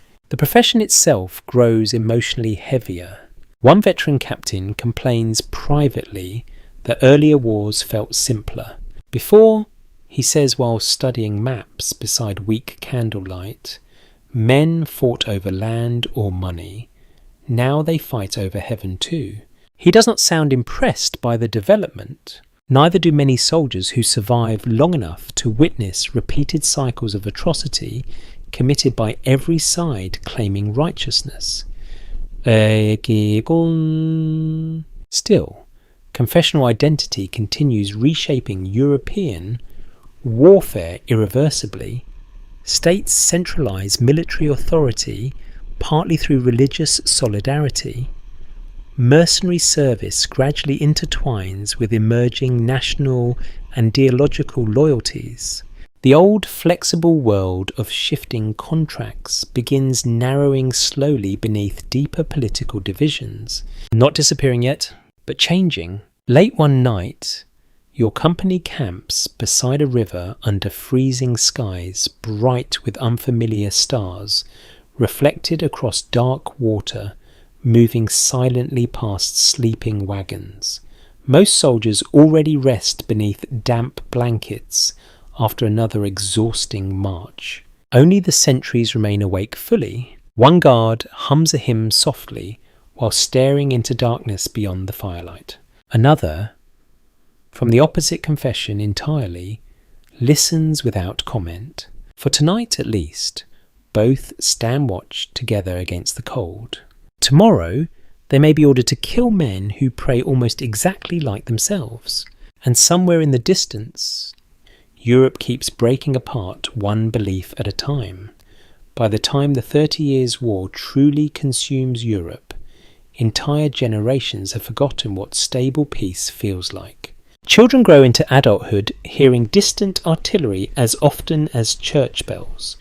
Roads fill permanently with refugees, soldiers, traders, widows, deserters, priests, wandering labourers, and starving families dragging possessions through mud beneath grey skies that seem exhausted by history itself. You enter the German lands during the middle years of the conflict, and the scale of devastation feels almost impossible for the human mind to absorb fully. Villages stand empty, fields rot unharvested, forests reclaim abandoned farms while wolves return cautiously to regions once crowded with people. Everything smells damp, wood smoke, rotting straw, illness. The war stretches so long that mercenary life stops resembling temporary service and becomes an entire permanent condition of existence. Professional soldiers no longer move between brief campaigns followed by rest. They spend decades inside conflict without clear endings. Boys join armies knowing no other adult world waits beyond them. Europe itself begins fraying. The 30 Years' War gathers together every transformation that mercenary warfare created across previous centuries: religious division, expanding state power, gunpowder armies, international recruitment, military contractors, financial strain, and now all of it erupts simultaneously. You walk beside a massive imperial army crawling slowly through rain-soaked countryside near the Elbe River. The column seems endless. Infantry, cavalry, artillery, supply wagons. camp followers. Livestock. The entire machine consumes everything around it. Mercenary armies during this period grow enormous compared to earlier medieval forces. Tens of thousands of soldiers require staggering quantities of food, fuel, clothing, ammunition, and horses. Governments cannot sustain such armies reliably through taxation alone, so the armies feed themselves, meaning civilians pay the price directly. One officer explains the system bluntly while reviewing requisition lists inside a commandeered farmhouse, smelling faintly of mildew and cold cabbage soup. If the army starves, he says, the war ends. He does not add what happens when villages starve instead. Perhaps he no longer needs to. You begin noticing how deeply exhaustion shapes everyone now. Not dramatic despair exactly, something slower. A heavy emotional numbness settling across entire populations after years of recurring violence. A blacksmith repairs weapons for whichever army currently occupies his town, because refusal means punishment. A farmer hides grain beneath floorboards while praying soldiers never discover it. Mercenaries march through snow with expressions emptied by repetition.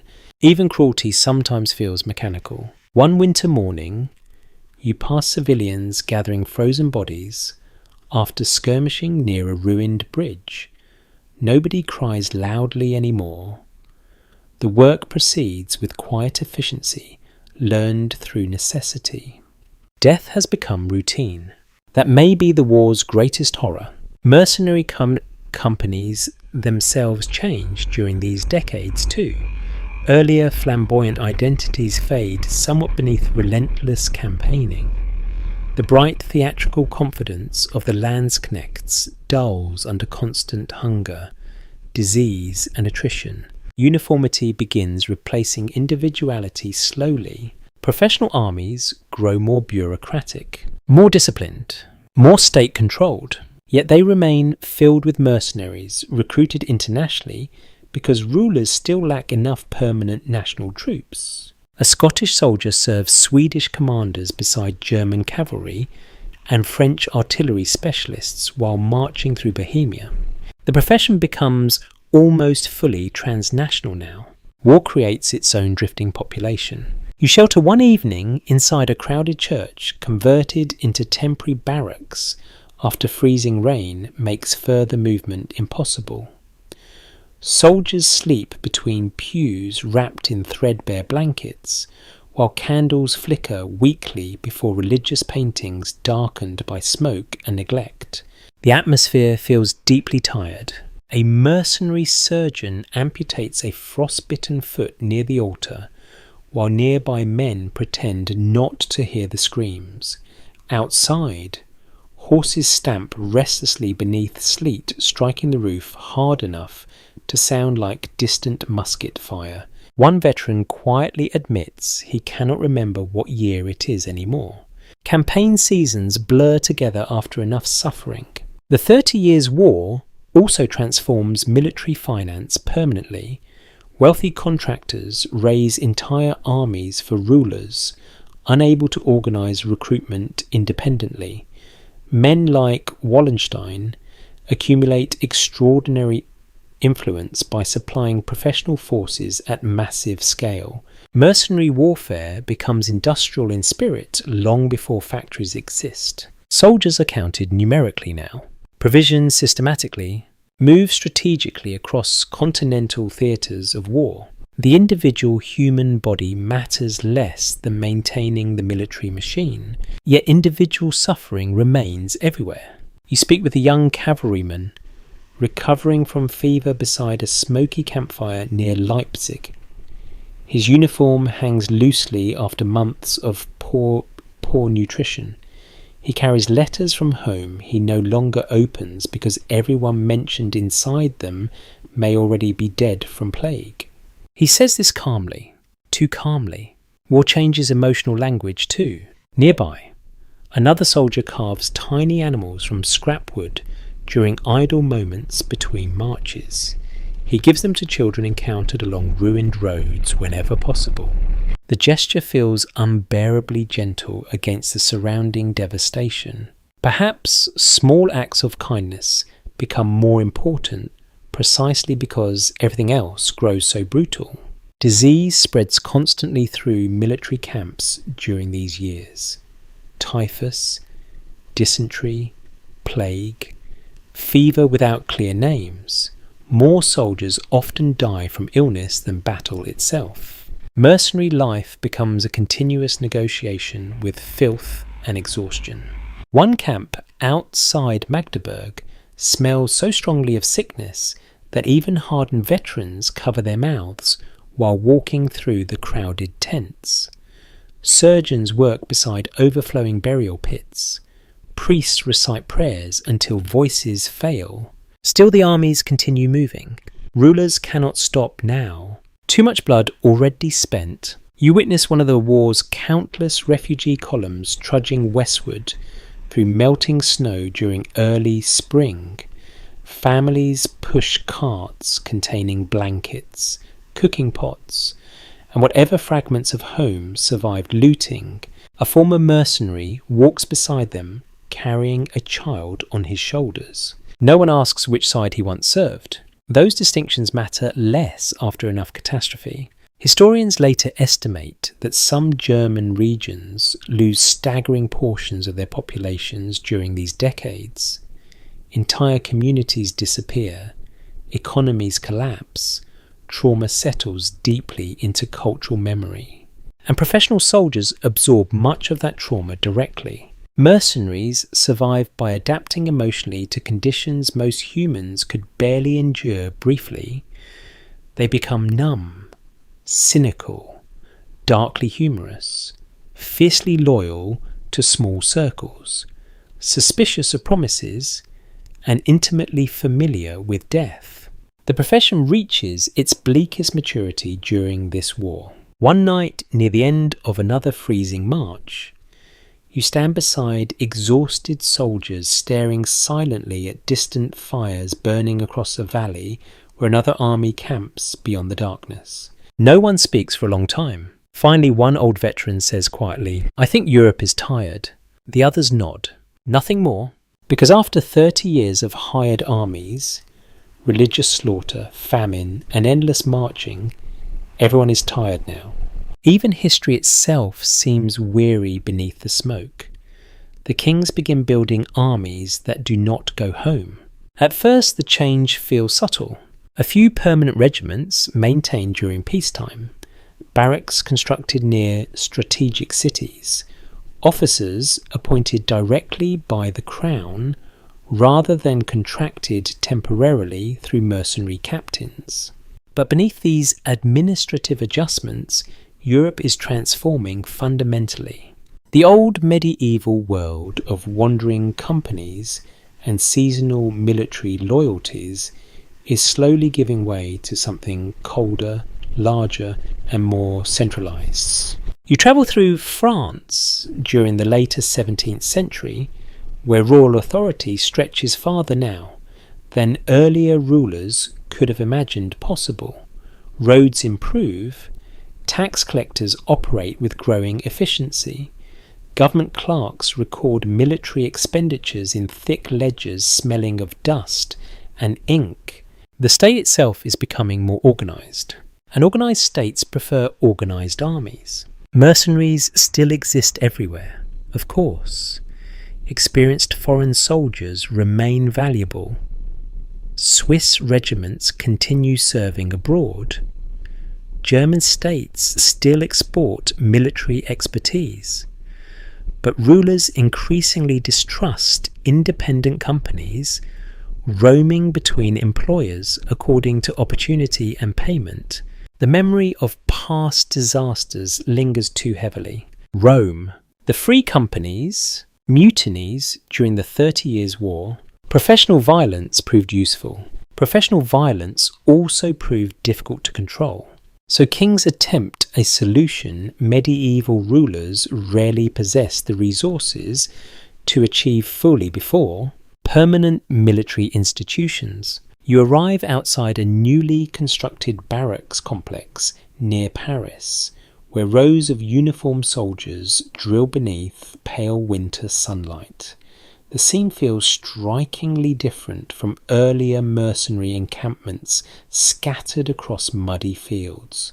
Everything appears standardized. Matching coats, matching muskets, regular formations moving according to carefully timed commands. Even the camp smells different. Less improvised, less transient. Wood smoke still drifts through the air, certainly, but alongside it comes the odour of stored powder, polished leather, and cooked meals prepared systematically for large numbers. War is becoming administrative routine. One elderly veteran standing nearby watches the drills with mixed emotions. He spent decades serving in older mercenary companies before entering royal service late in life. Too clean, he mutters softly. Perhaps he misses the freedom, or perhaps only his youth. The rise of standing armies changes the emotional structure of military life profoundly. Earlier mercenaries often identified primarily with companies, captains, or fellow soldiers. Now, rulers seek loyalty directed toward the state itself. Uniforms matter partly because they create identity. A soldier no longer fights merely for wages or personal loyalty. Ideally, he serves crown and nation. At least that is the ambition. Reality remains messier. Many standing armies still recruit heavily from poor populations lacking alternatives. Hunger continues filling ranks as effectively as patriotism. Desertion remains common. Officers still steal wages. Soldiers still drink too much whenever possible. Human nature survives military reform stubbornly, yet the institutions surrounding warfare become more permanent and intrusive. You walk through a royal arsenal where clerks inventory muskets stacked in enormous rows disappearing into shadow beneath vaulted ceilings. Nearby, quartermasters calculate bread requirements for future campaigns, months in advance. Everything depends upon numbers now. Supplies, road networks, tax revenues, population counts. The mercenary age helped teach Europe these lessons. Large professional armies required logistics beyond feudal improvisation. States that mastered administration gradually outcompeted those relying entirely upon temporary contracts. Professional warfare creates bureaucracy naturally, and bureaucracy prefers permanence. One evening, you share supper with several retired mercenaries living uneasily near a garrison town where younger soldiers drill according to newer methods. Candlelight flickers across weathered faces marked by old wounds and older memories. The veterans speak about past campaigns, almost like sailors recalling vanished oceans. Italian condottieri, Landsknecht marches, sieges during the religious wars. Half the stories sound impossible. The younger royal soldiers listening nearby seem fascinated and sceptical simultaneously.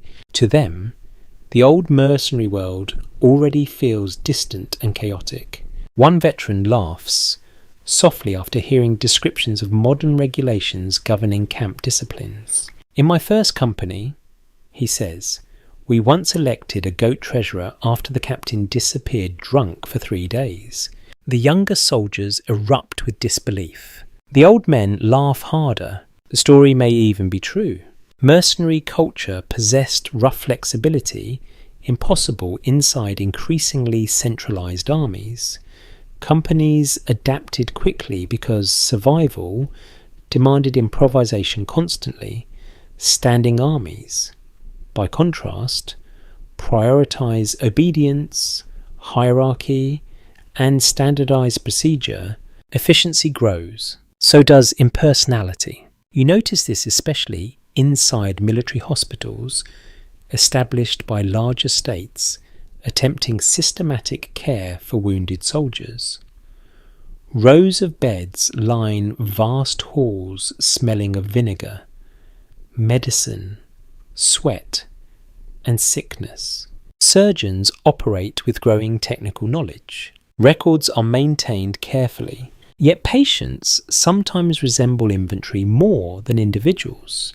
Professional warfare at state scale creates distance between rulers and soldiers, unlike earlier mercenary systems where captains often knew veterans personally after years campaigning together.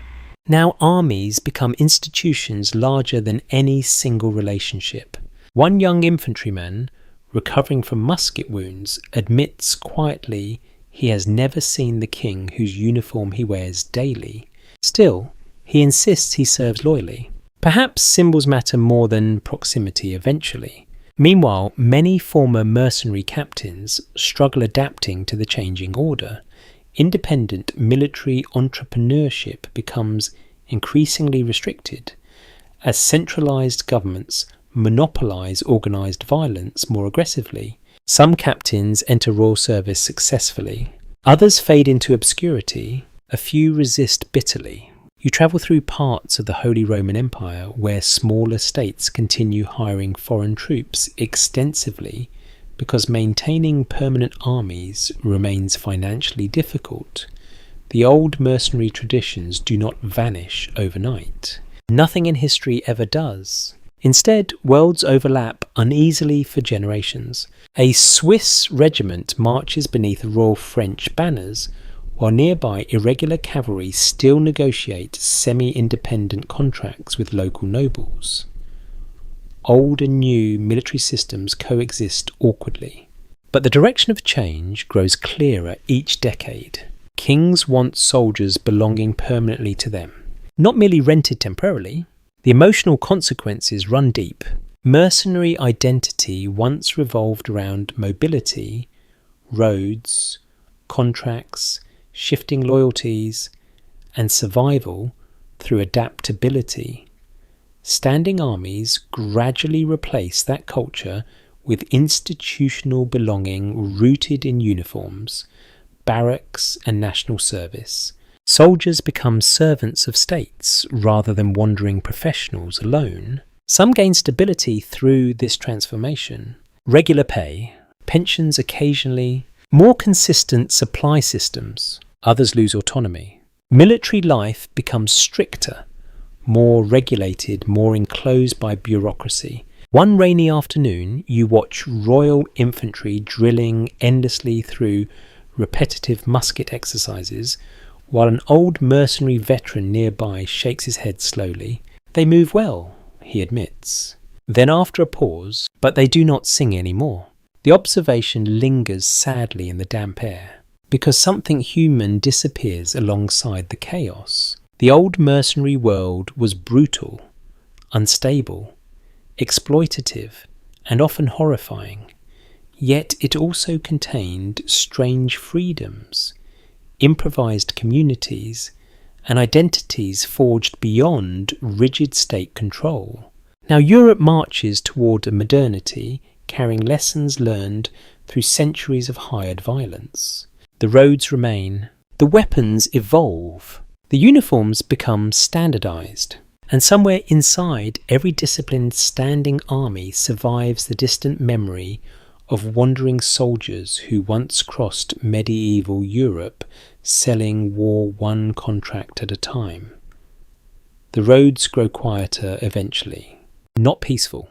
History rarely grants true peace for very long, but quieter than before. The great wandering mercenary companies that once crossed medieval Europe, like moving nations, begin fading gradually into memory, absorbed into standing armies, centralized states, colonial enterprises, and newer forms of organized violence dressed in cleaner uniforms.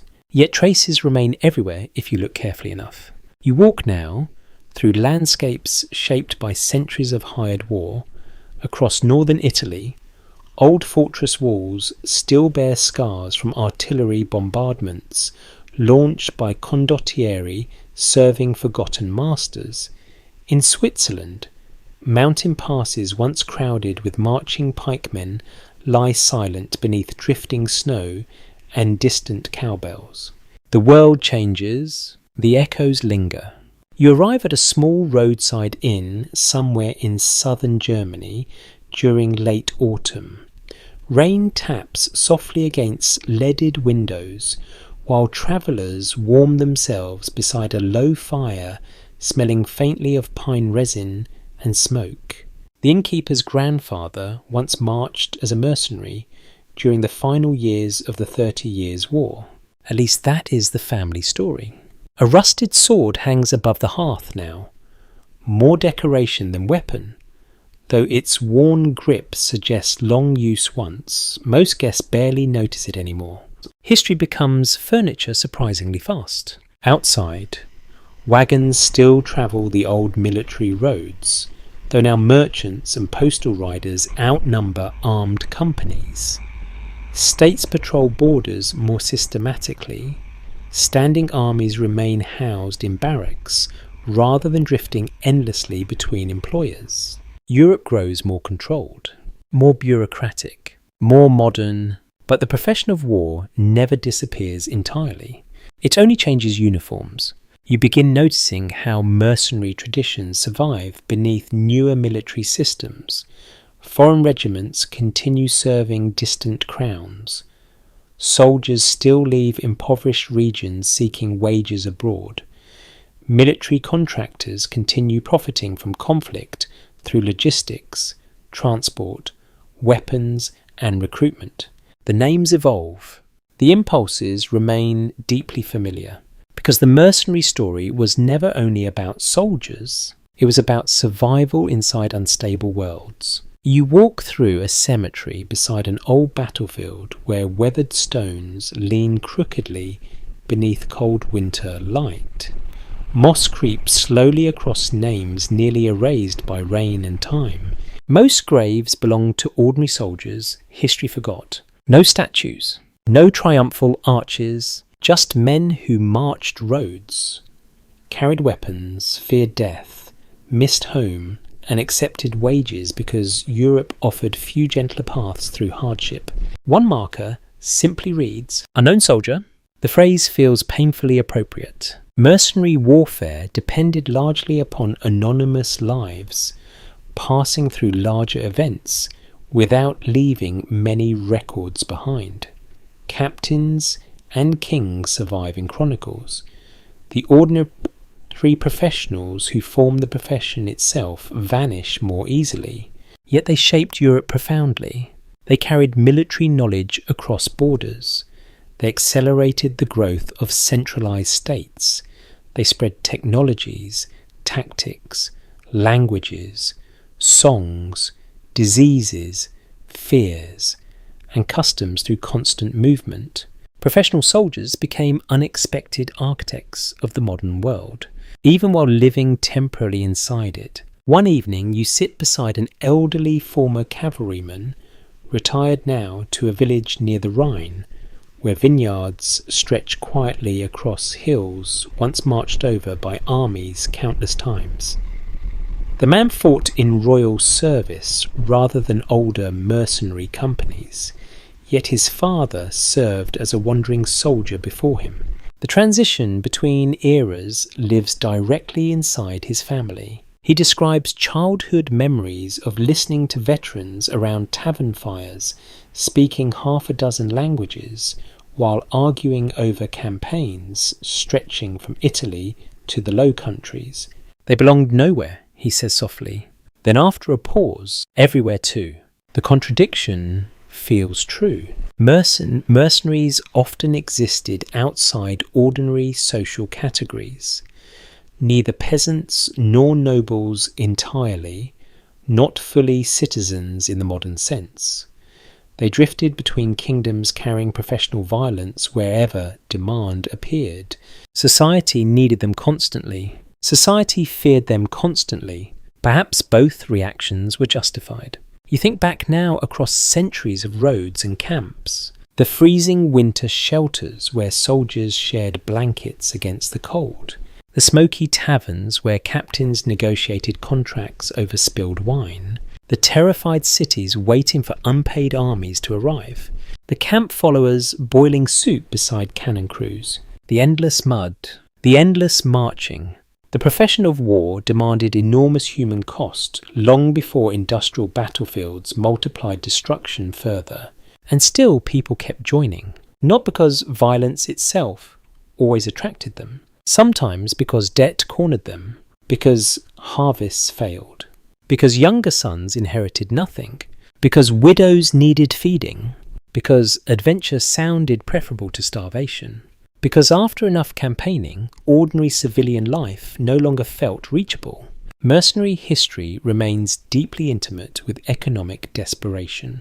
That truth matters. Too often, history remembers soldiers only once armour begins shining or banners start waving dramatically against sunset skies. But most mercenaries spent far more time cold, hungry, frightened, bored, sick, unpaid, or walking than fighting heroically. Professional violence looked exhausting up close. One rainy afternoon, you pass abandoned ruins of a former military outpost, overtaken now by weeds and ivy, climbing slowly through cracked stone.